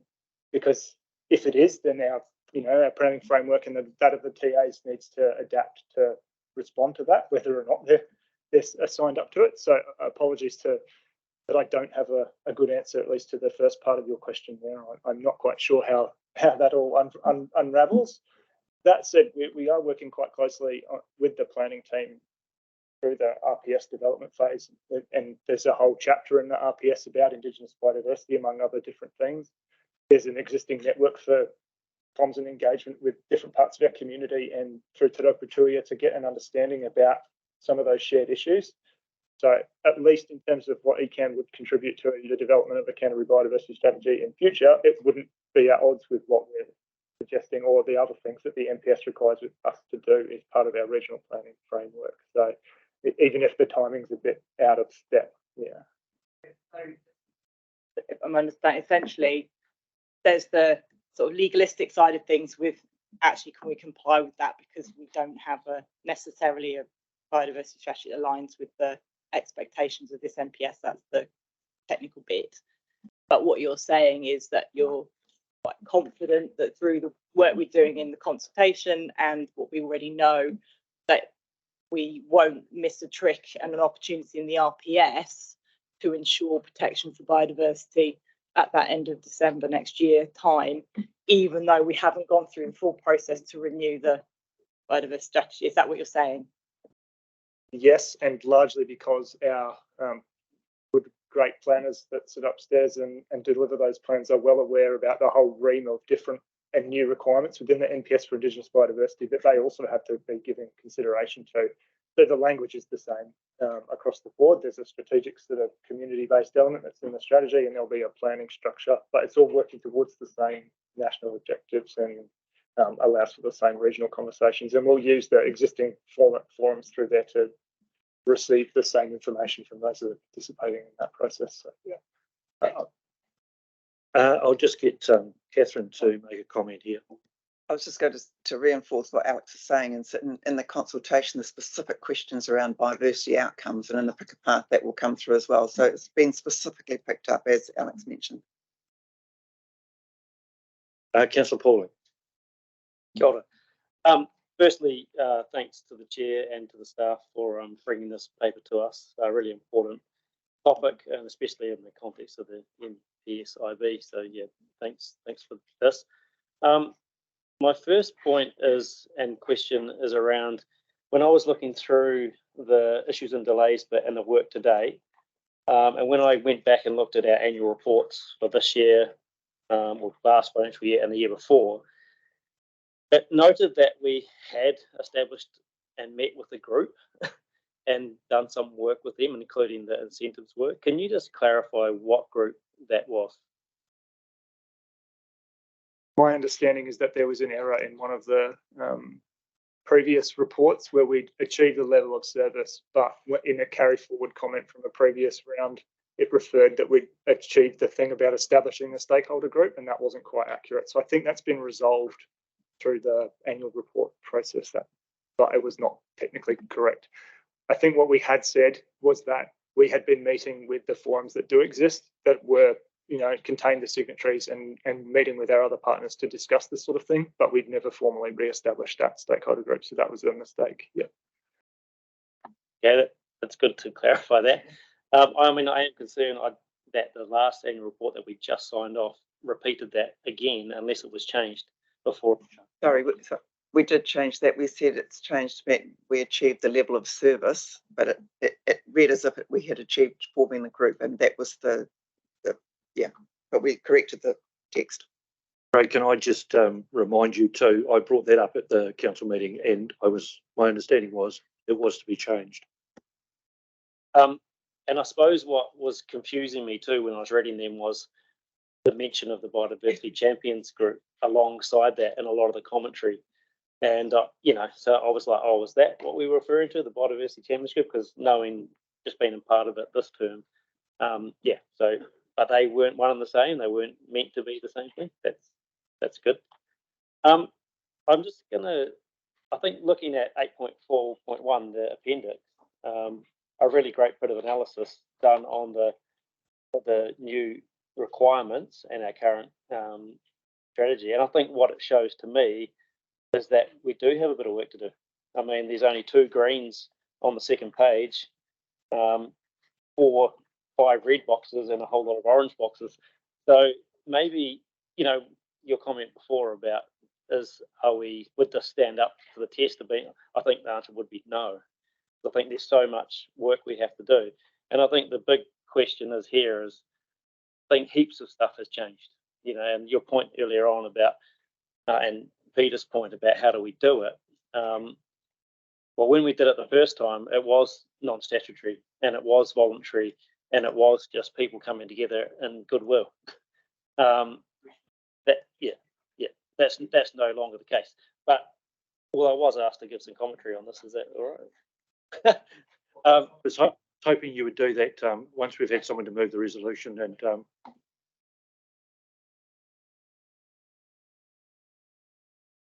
in terms of the principles you've put forward, I'm going to ask a question about the protection principle as it's written, because I've had a look through the NPSIB, in particular clause 1.7 and clause 2.1b3, which, and this is another thing leading on to what I said before about how things have changed since 2008 in particular, and that is that protection alone is not good enough.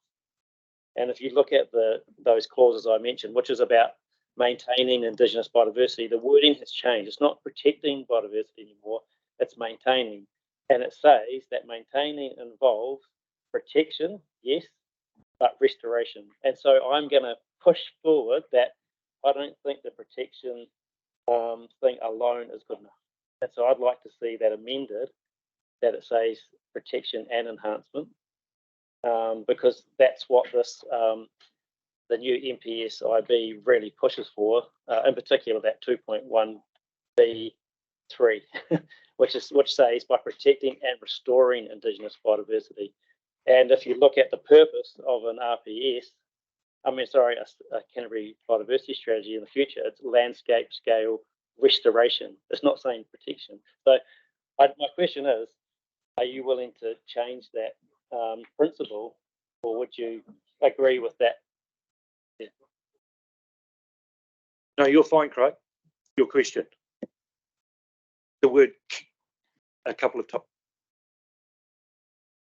So I don't disagree. Restoration exists in the current CBS. Restoration and enhancement sits elsewhere. I think where the principle comes from is that we have over time found it quite helpful to have that guiding priority principle in the Canterbury biodiversity strategy in terms of structuring a bunch of our operational delivery.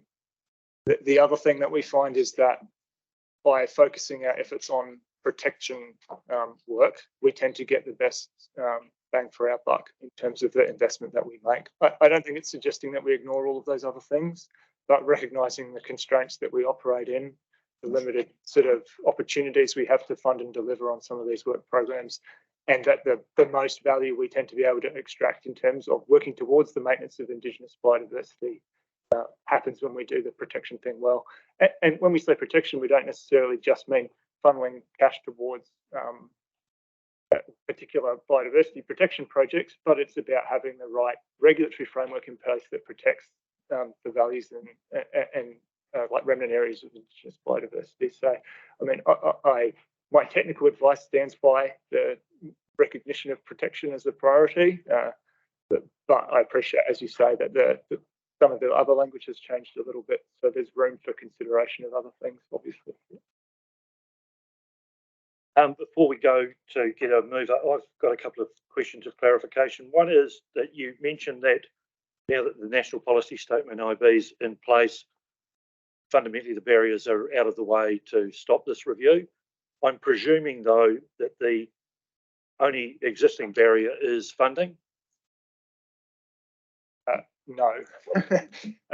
I think, Catherine, you mentioned you had some commentary on this earlier. Maybe you'd like to jump in. Yeah. Can you just repeat that question? Well, as Alex was talking before, he said, well, I didn't not quote him, but words to the effect I took anyway, as being that there were a number of reasons why the review was stalled, and with the National Policy Statement being the last of them, literally now they were out of the way. Yeah. So I am saying it appears obvious to me that there is actually still a barrier in place. Is that the case? And I just wanted to comment that I think the success of a Canterbury Regional Biodiversity Strategy will be the relationships that are formed through the formation of that, and it is a place where you need buy-in and engagement and commitment by a wide range of parties. And so I think that the timeframe that Alex has suggested allows for that, and also allows for the new requirements in the MPSIB, which is similar to the MPS freshwater, which is involving mana whenua to the extent to which they're involved. And I know you had a conversation with Janine and Terry at Te Rupatui around the intention to engage with the Papatopi Runanga through the first 6 months of next year to get a broad understanding of priorities and timeframes in terms of the things that they want to be more deeply engaged with us. And I think Alex's timeframe talks to that, those two requirements. So it's not. So funding is not an issue for this being progressing more quickly than what you proposed. Not the only outstanding issue. I think delivering on a 2-year timeframe, for example, that was suggested earlier, will require some funding, and that does exist at the moment. If your question was, is funding the only barrier at the moment? No. And funding isn't even, in fact, the immediate barrier in terms of the timeline we've presented. Can I, my supplementary would be, so is the choice of April so that it takes us to a point whereby anything coming from there will presumably flow into the next financial year? Correct. And I've got a third one on this. Is there any, and I don't have no other way of putting it other than what I'm going to say, is when you open the cover and you see all of those stakeholders or people that signed up to it, is there anything stopping Environment Canterbury from contacting them along with the Papatopi Runanga and stating we're getting the band back together, or words to that effect? The only barrier to doing that will be what council decides to endorse as a result of this conversation, I think. Thank you. That's wonderful. Now, so how about we get someone to move? Now I've got to find the where are we? So can I get a mover, please, for, have we got that up on the screen?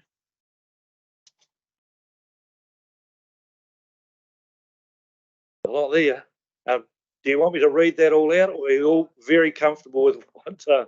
Yes, you're all comfortable. That's great. Do I get a mover? Councillor Swiggs, thank you. And a seconder, Councillor Southworth, thank you very much. I'd like to foreshadow an amendment later on as well.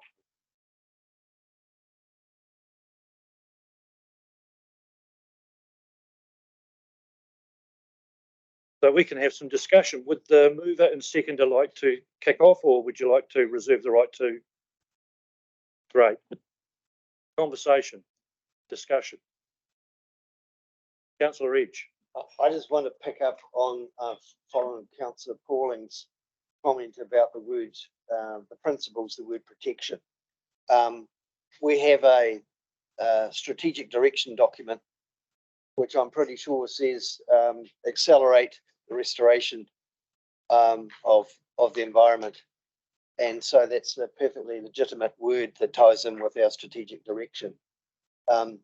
And in terms of the maintenance, it's also in line with the RMA section 30, which talks about maintenance and enhancement issues as well. So I think that that's in the law at the moment, and I think it would be really good to do that.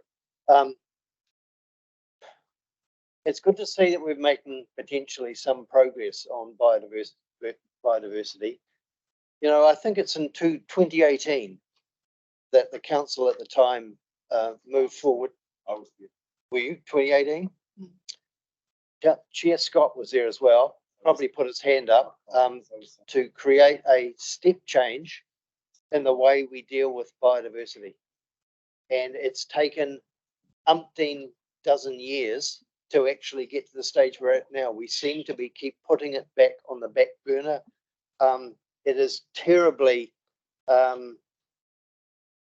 unfortunate that in the setting of our annual plan for this year, that we weren't really on the ball, realizing that the $200,000 that was set aside for this strategy was withdrawn. My mind, that was a big mistake. And it's obviously now putting us back further and further behind again. We need to continue with some urgency of this. We declared our climate change emergency, and biodiversity contributes significantly to helping us put some more oxygen back in our space.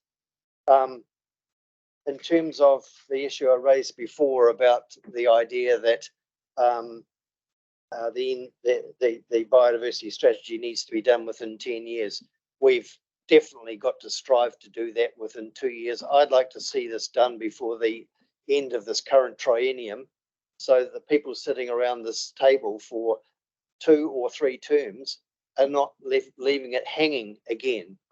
So that would be really useful. I do like the idea of a collaborative document and perhaps a separate regulatory document, so that those people who are not going to stray aside in terms of or worry about the regulatory part and are more pushing for the environmental focus. So whether or not that happens, but the mechanism is potentially there in the referencing that we've had before. And I just finally, I'm really keen for us to have more dialogue with the members of the Biodiversity Committee, or even the setting up of a core group of councillors who are really deeply interested in biodiversity and biosecurity, to assist the chair and the deputy chair and council staff, and just kind of overcoming some of the issues. You know, more minds make light of it, and I think if we can do that with the expertise that we have in this field, that would be really useful. Anyway, look, I'm supportive of these recommendations, but as I say, I'll be putting forward another recommendation as well. Do you want to move that now, or do you want to hold on to a discussion? Kia ora, thanks, Grant. Chair Scott. Thank you for your comments, and I'll just note that Councillor Hamill seconded that motion in 2018. So he told me anyway, moved by Cynthia Roberts. And I guess that came after a long period of realigning our land and water plan and a lot of other functions that we had lost sight of. So it was noted at that time that we needed to push on with biodiversity, and Cynthia was a great champion of that, and seconded by Ian, obviously. But can I just note that we don't want to mix our drinks up too much here, because we've gone from a voluntary process now to a statutory process, and it's going to be a regional process. Right? Although that we might want to drive it as hard as we can, there are other people at the table and they also have a say about that. Our vision for Canterbury is our vision for Canterbury, our vision on terms of what we do, and it doesn't necessarily reflect everyone else's vision. So we need to check that stuff out, where we land with that. Look, I think this is a really good start. Obviously, with Alex's presentation, there's a lot of unknowns here, and we still got to find those things out. We've got a champion down there in Craig who understands this stuff and is prepared to, to get a regional view on that. So I think we're in a pretty good space, and I'll be looking forward to seeing what you want to change, actually, Councillor Reid. Thank you for that. I've got the other two there. Claire, have you got your hand up? Oh, kia ora. Okay, yes. Yeah, thank you. Just from my perspective, I do have some concerns about the weighting. We do have a strategy, the strategic priorities, and we have 5 around the outer core. I don't think council at any point in this discussion or even developing the strategy decided that we were going to have much greater weighting on one of those outer transformational or aspirational long-term aspirations than any other side. Just I think that we need to make sure that we have balanced conversations, particularly around this biodiversity. For me, I have some reservations around developing this in haste, when while I hear staff, and as an organisation we work with the regulations that we've currently got in place until such time that they change. So I understand that completely, but I am just a little bit wary around us jumping in and trying to get something completed in super quick time when we know that we've already got a great piece of work as a foundation document in our current Canterbury biodiversity strategy. So yeah, just a little bit reluctant about trying to get things done too quick, but also acknowledge that the previous annual plan, we were well aware that there had been some delays to the process, and we're informed, as I understand my recollection of why we pulled out that funding. Or it wasn't actually pulled, I think it was reprioritised because it wasn't used. So thank you.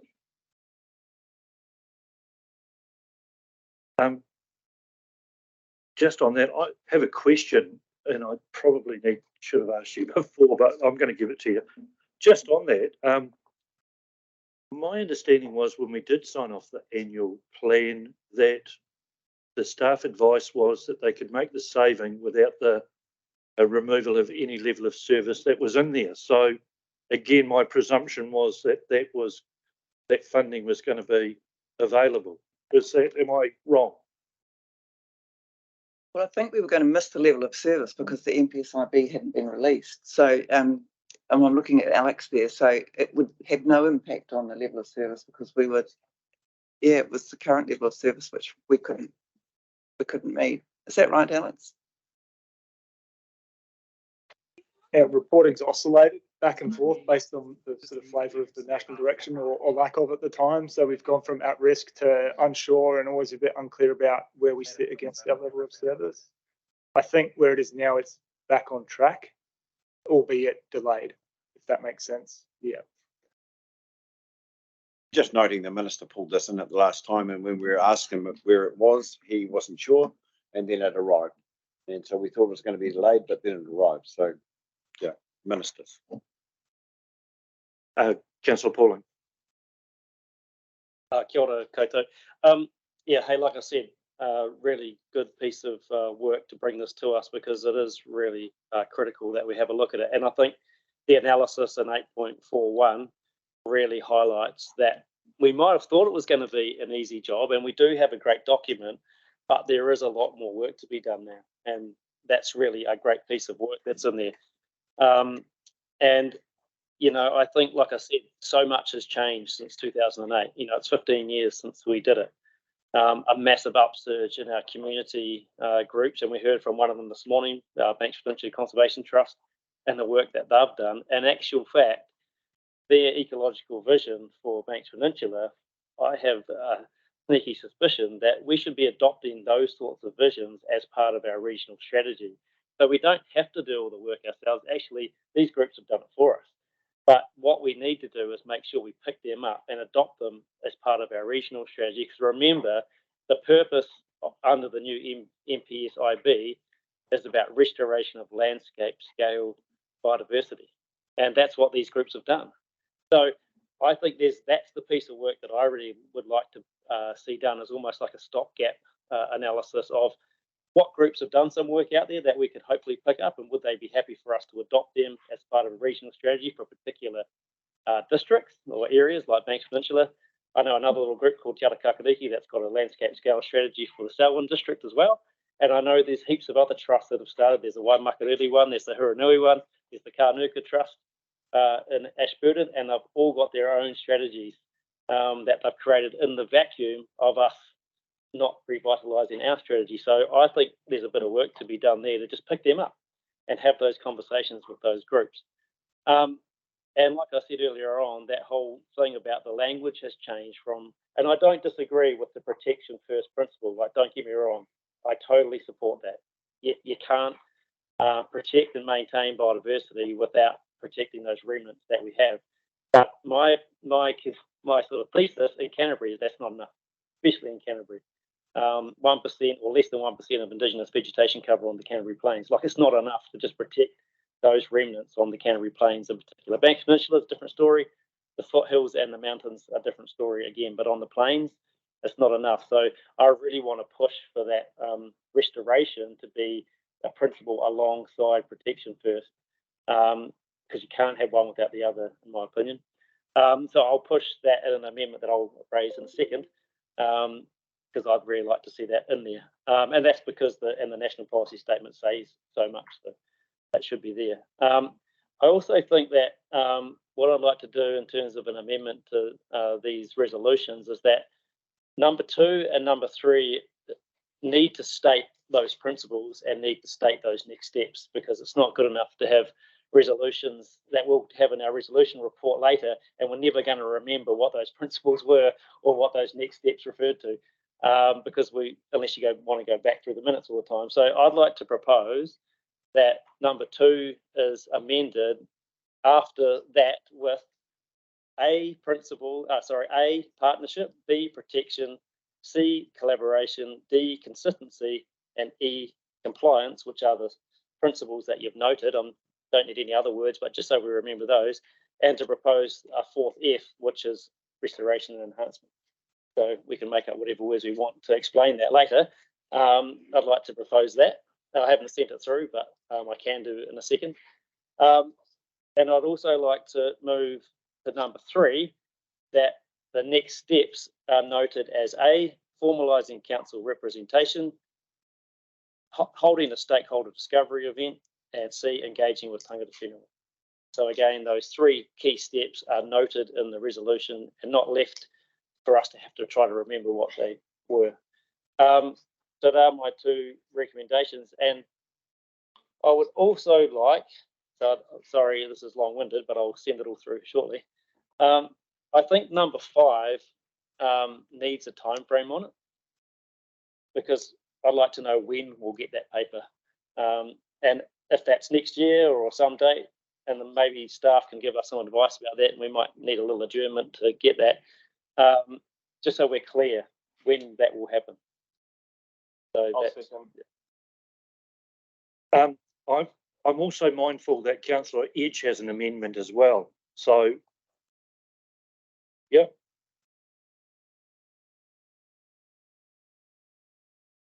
But I recognise that yours has been seconded by Councillor Davies, Craig.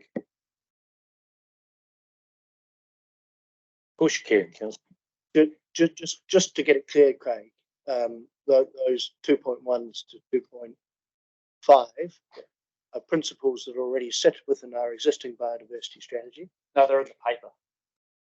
I don't know where they've come from. Maybe that's a question for staff, but they're in our paper, proposed in this paper, yeah, apart from the restoration enhancement. So the question still remains, where did they come from? Did they come from our existing biodiversity strategy? If that's where it reads in the...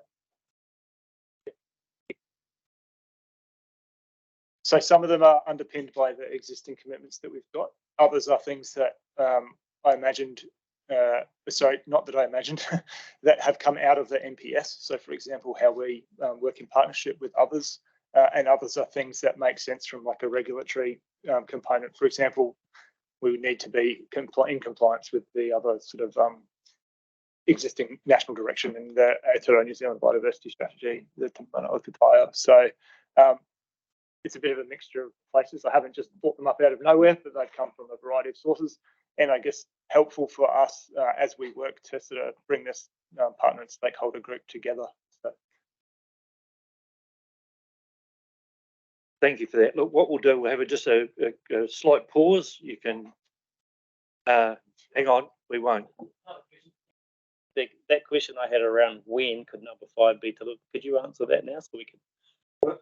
It does say in recommendation 5 that it will be following the discussion with the stakeholder, like the discovery session that we hosted with the stakeholder group. Yeah. At probably the next meeting that we can get on the agenda. With the if it wants to come to this committee, I can't remember what the timings for this committee. March will be too early, so it might not be until August at that point. So yeah.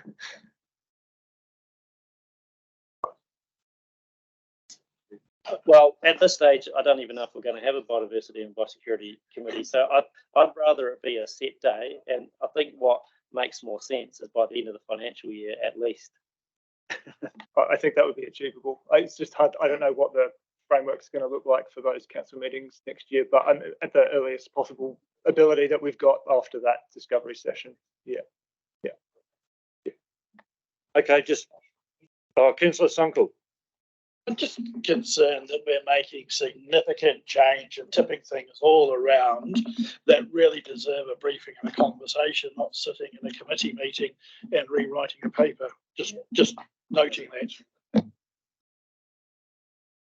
I acknowledge that, and the beauty about this is we'll be able to vote on that amendment. So therein lies the wonderful beauty of democracy. So we'll pull back from the table and suck your guts in or whatever you do, and we'll get this together. Right, thank you all for coming back. So we now have that amendment up on the screen. Has everyone made themselves aware of it all? Yes, Councillor Pauling.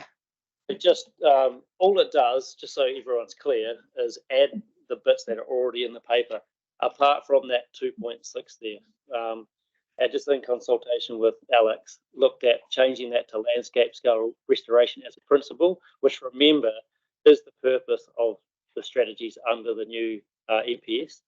And it keeps it at a higher level, so it's not just restoration full stop, it's a strategic sort of restoration principle. And then the only other words that are added that aren't in the paper currently is in 5, it's before the end of June 2024. Everything else is already in the paper. Thank you, Councillor Pauling. Well, without further ado, how about we vote on that? This is not the substantive. This is not a substantive. This is the Councillor Robinson's just left the room for a minute. It's a quorum, so that has to be the way it goes. So I will ask all. So I've just been advised if anyone wants it taken separately, we can do that. If everyone is comfortable, we will take all of the amendments in. I would like to do it together. Is everyone comfortable with that? Great. Good to see you back, Councillor Robinson. Nice stall. So all those in favour, please say aye. Aye. Against? I think we need to. Once the division's been called, it has to be taken. So, yes, the division's been called. The names will be called in random order. Councillor Edge. Chair Scott. Councillor Karakia. Councillor Robinson. Councillor Davies. Councillor Sunkel. Councillor Mackay.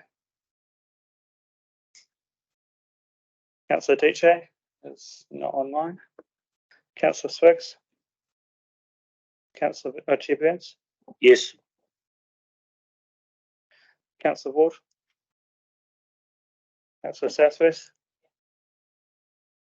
Councillor Pauling. Councillor Cranwell. Not in the room. Councillor McKenzie. Abstaining. And Councillor East.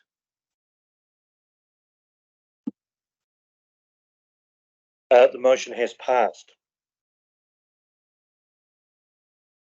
9-4.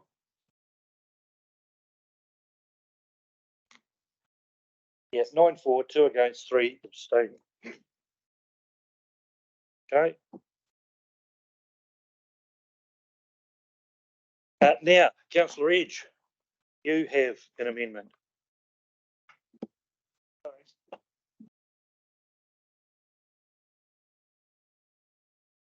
Yes, I'd like to move a further amendment, and staff could bring that up.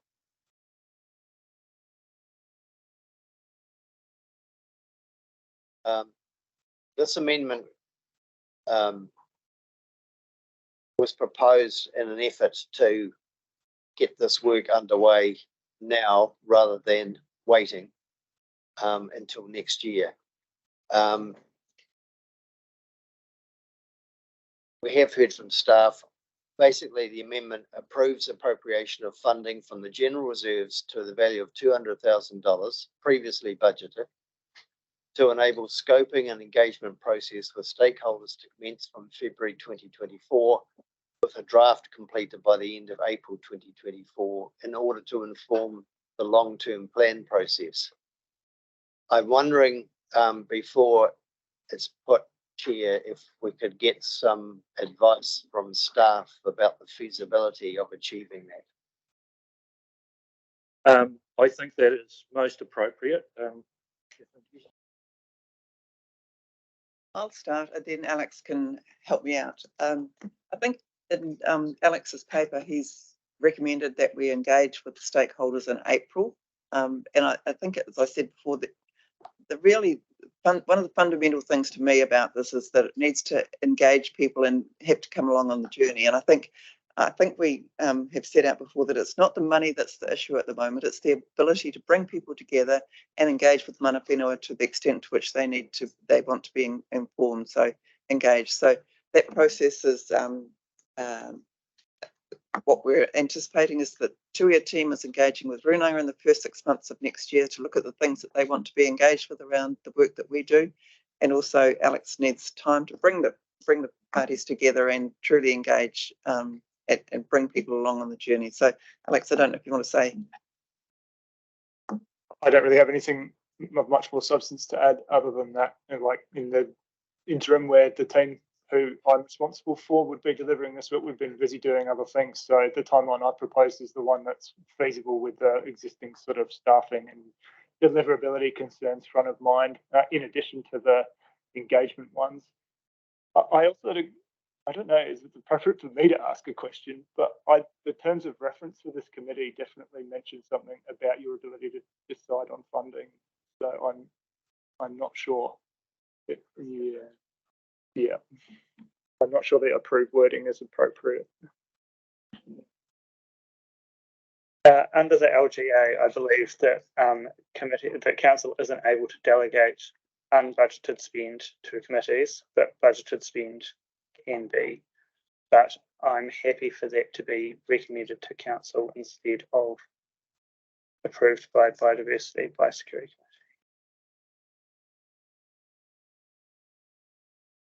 So you're saying it stands as it is, or not? Can I just get some clarification here, or do you want a wee bit of time to? We just need to adjourn again just to check on whether that is still remains in the budget or not. Kia ora, thank you. What we have ascertained is we cannot. We can recommend to the council about an appropriation of money, but we can't approve this. Thanks, Chair. In that case, if I could say recommend to council that appropriation, recommend to council, or recommend to seek council approval, sorry. To the committee? Recommend to council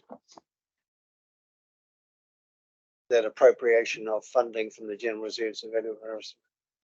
Can I suggest that Grant come up here, have a chat with some staff so that we just don't keep adding words, because it's going to get, to be very clear about what you want, and then we'll go from there. Thank you.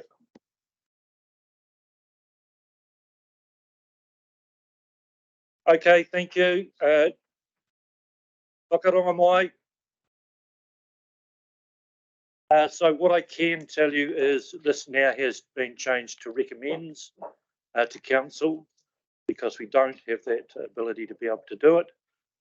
It has been put forward. Do we have anyone who wishes to second that? Councillor Pauling, second.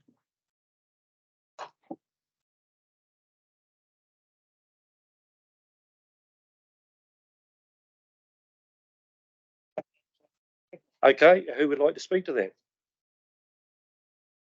Do you want to go first or reserve your right? I'll reserve my right. Chair.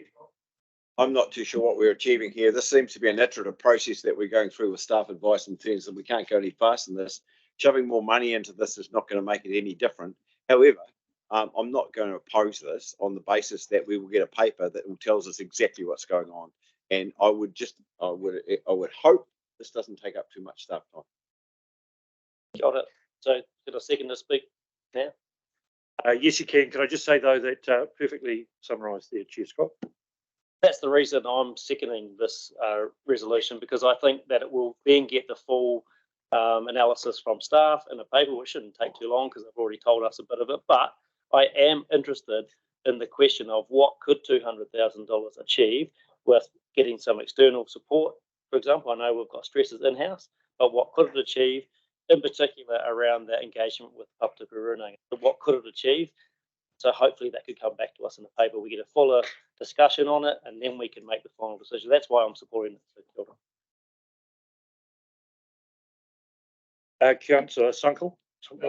Thank you, Mr. Chairman. I voted against the last remit, and for me, it's more about process rather than ideologically being challenged. And this again gets me to a point where I thought we had some agreement that if we were going to make significant changes, notices of motion, remits, changes, additions, that we would kind of circulate it, talk about it. And I just wonder, given what has been put into these places, whether those members of the Biodiversity Committee and others could not have articulated that earlier and got their papers sorted out. So again, we've been told by staff on this one that money is not a factor. So I will vote against it, but my biggest frustration is that we are on the fly, making changes, doing things, and that's not a particularly good way of being governors. Thank you. Anyone else? Well, my position is I'll probably vote against it too, because I have a notice of motion going to council which will cover this. So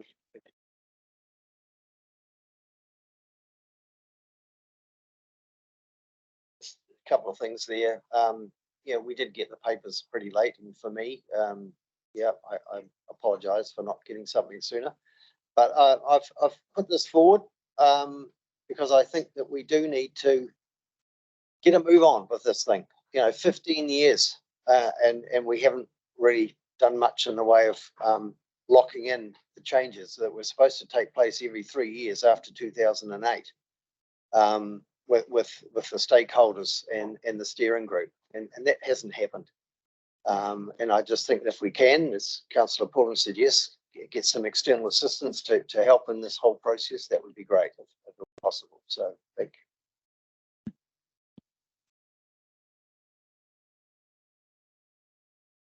Councillor Mackay. Not sure whether that was the final or whether, can I have a? Yeah, I will, absolutely.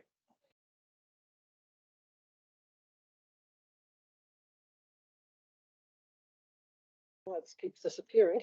Must be a message. The revitalisation of the biodiversity strategy to conform with the NPSIB. I just can't understand why there's such a hurry when we've got a 10-year framework to do, and we've actually got a really good foundation document. And I'm a bit like Councillor Sunkle here. I just think this is really, it's really disappointing that we're discussing significant stuff on the fly. So I will be voting against this particular one. We cannot be waiting for 10 years further before some sort of strategy is out.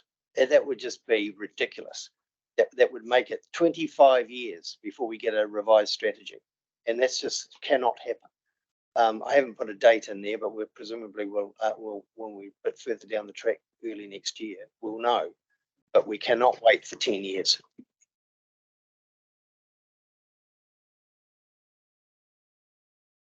Yeah, I would hope this won't take much time to look at and understand what might be able to be sped up. Like I said, I mean, April 24 is 5 months away, and that doesn't feel like it's that far away, but it's 5 months. I think if there is a mechanism to facilitate the bringing together of what is actually a really good group of people that came together previously, and I think biodiversity has only become more and more significant, important, and we've been losing biodiversity despite our biodiversity strategy.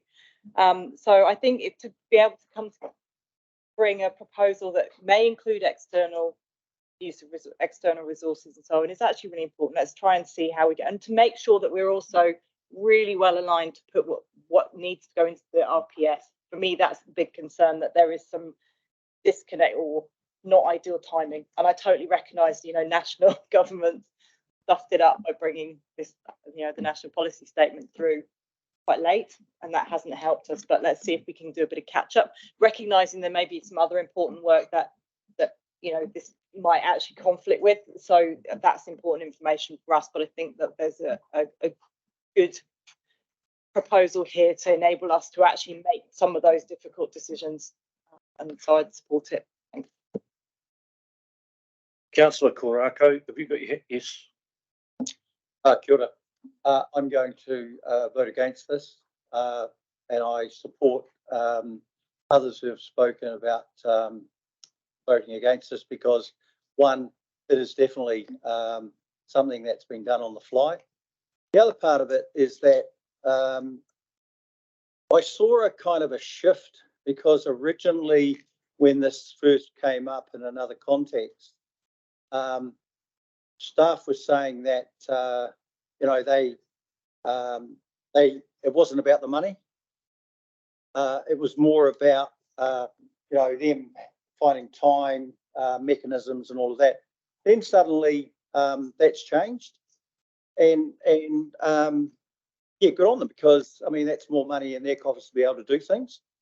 Whereas again, this is irresponsible, particularly when we're looking at it from a commercial perspective here. I mean, we're looking right across this organisation about spend, and then suddenly we want to make available out of reserves $200,000, where we were originally told that it wasn't about the money. And then the other part of it, sure, we talk about the timelines and how much or how long it's taken, but that 10-year wasn't actually specifically about it going to be another 10 years. It was the fact that it was actually just going to take a little bit more time.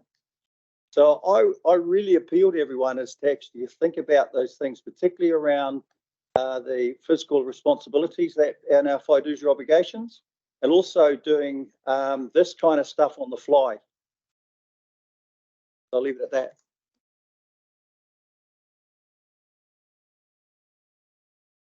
that. Councillor Cromwell. Kia ora tātou. I'll be a yes on this. Just supporting what Chair Scott has said before, that it's only going up to the main council.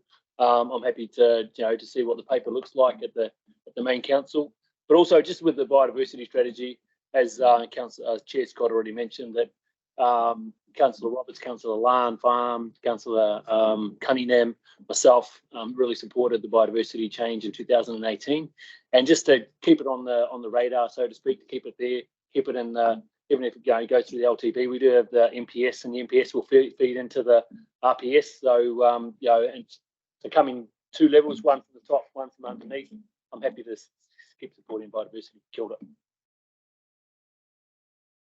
So we're voting on this amendment.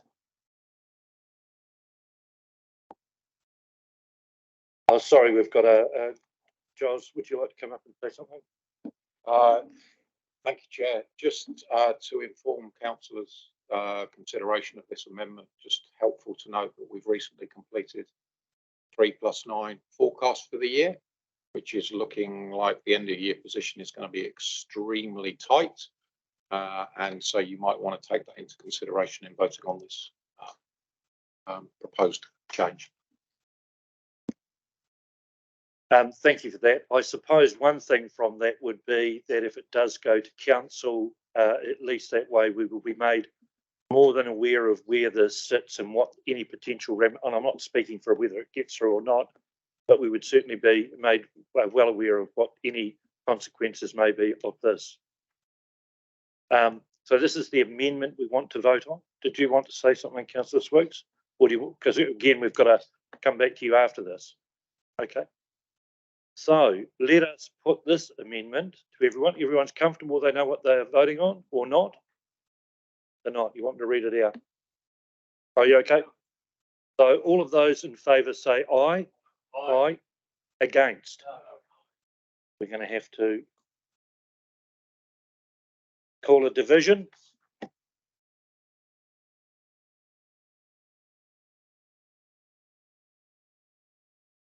Once again, the names will be called in a random order. Councillor Southwest. Councillor Davies. Councillor Swiggs. Councillor Karakia. Councillor Edge. Councillor Mackay. No. Councillor Scott. Chair Scott. Councillor Diche is not online. Councillor Cranwell. Yes. Councillor McKenzie. Councillor East. Councillor Sanko. Chair Burns. Yes. Councillor Robinson. Councillor Colvin. Councillor Ward.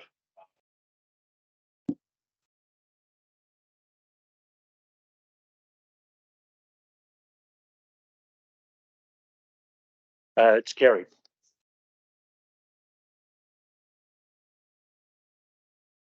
Right, now we'll just put all of those together. Got it back. So can I ask Councillor Swiggs and Councillor Southworth if they're okay for this all to be? The will of the council has spoken, so I'm still happy to move it. Be most inappropriate to say you're my favourite, but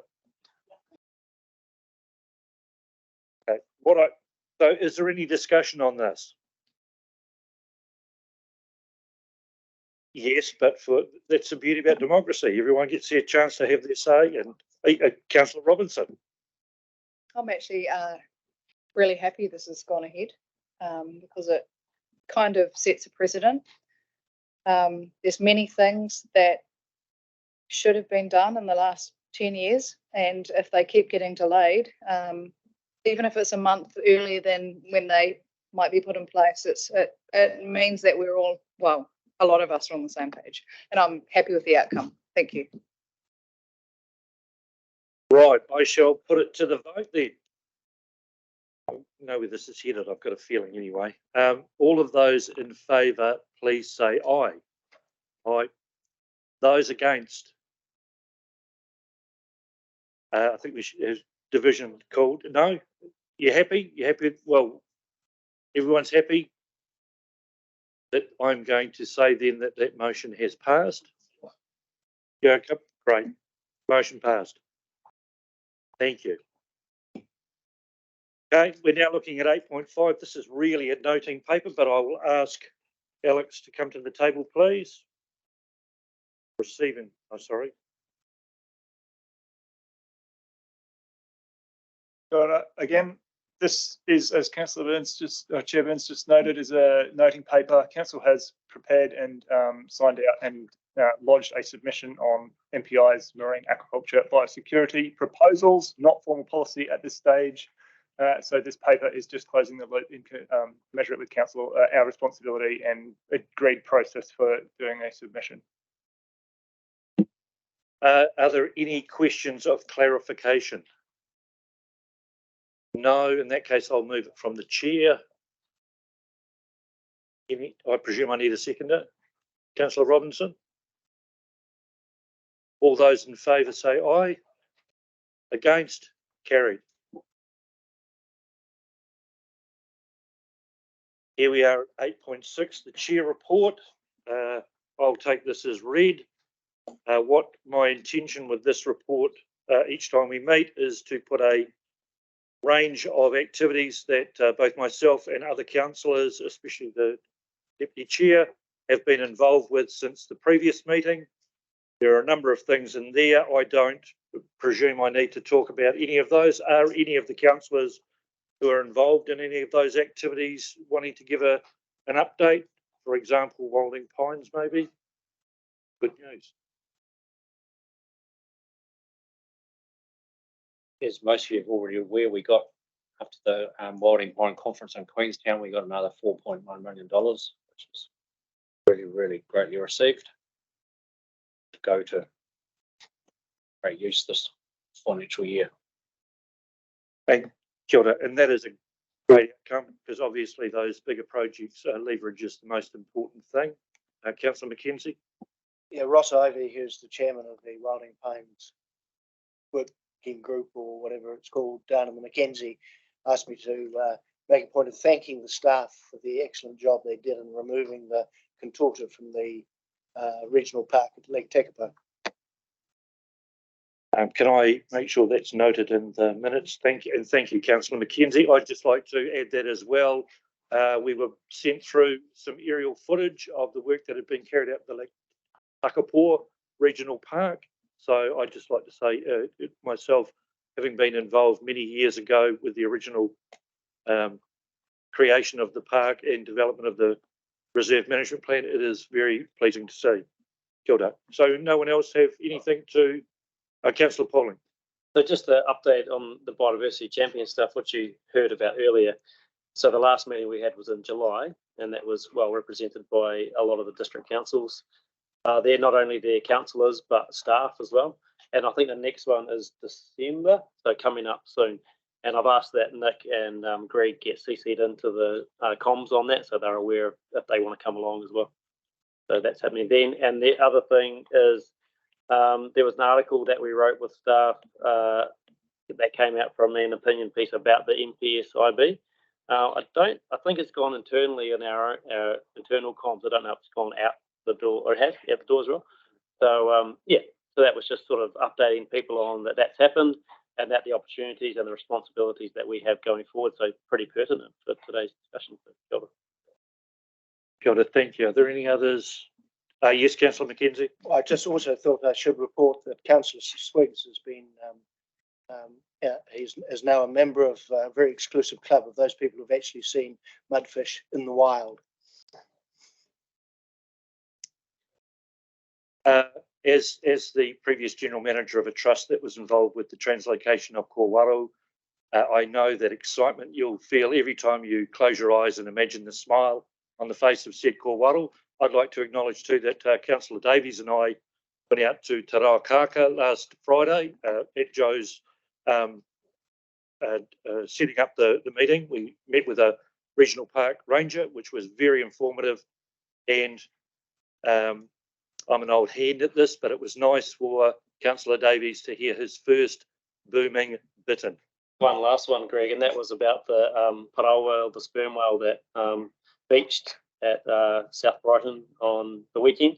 Just to acknowledge that event that happened, pretty significant event for our region and our community as well. And just to acknowledge those of Ngai Tuahuriri that were there, Tanya Wati, Maka Rupini and Joseph Hullen in particular. There was lots of other whānau there, but they were the ones there early. but also the work of Te Papata Fire Department of Conservation and the Christchurch City Council as well. So just acknowledging all that mahi that went on over the weekend. Yeah, so big event. Kia ora. Great. So can I have someone move that report? Thank you, Councillor Ward. Can I have a seconder? Thank you, Councillor Robinson. All those in favour, please say aye. Great. Against? Carried. We have no need to go into public excluded. Just before I mention the next meeting, this has been an extremely long meeting, and I'd certainly like to acknowledge the administration staff up here and all of the other staff that have been in the room or in and out online. So thank you very much for that. So as you will see in your minutes, your agenda, the next meeting will be held on the 27th of March, 2024. Interesting, my twin brother's birthday. They turned 64, so there you go. Maybe they're 60, I can't remember now. Anyway, look, just before we close again, thank you for your time and patience on this. I, for one, who loves biodiversity and biosecurity, have been thrilled the fact that we've had an opportunity to really get sort of stuck into it today. Councillor Chair Scott, could I please get you to do the closing karakia? You certainly can, but could we just remain static because we've got two briefings that are due, and we'll talk about those at the end of this once we close out. Thank you, Councillor.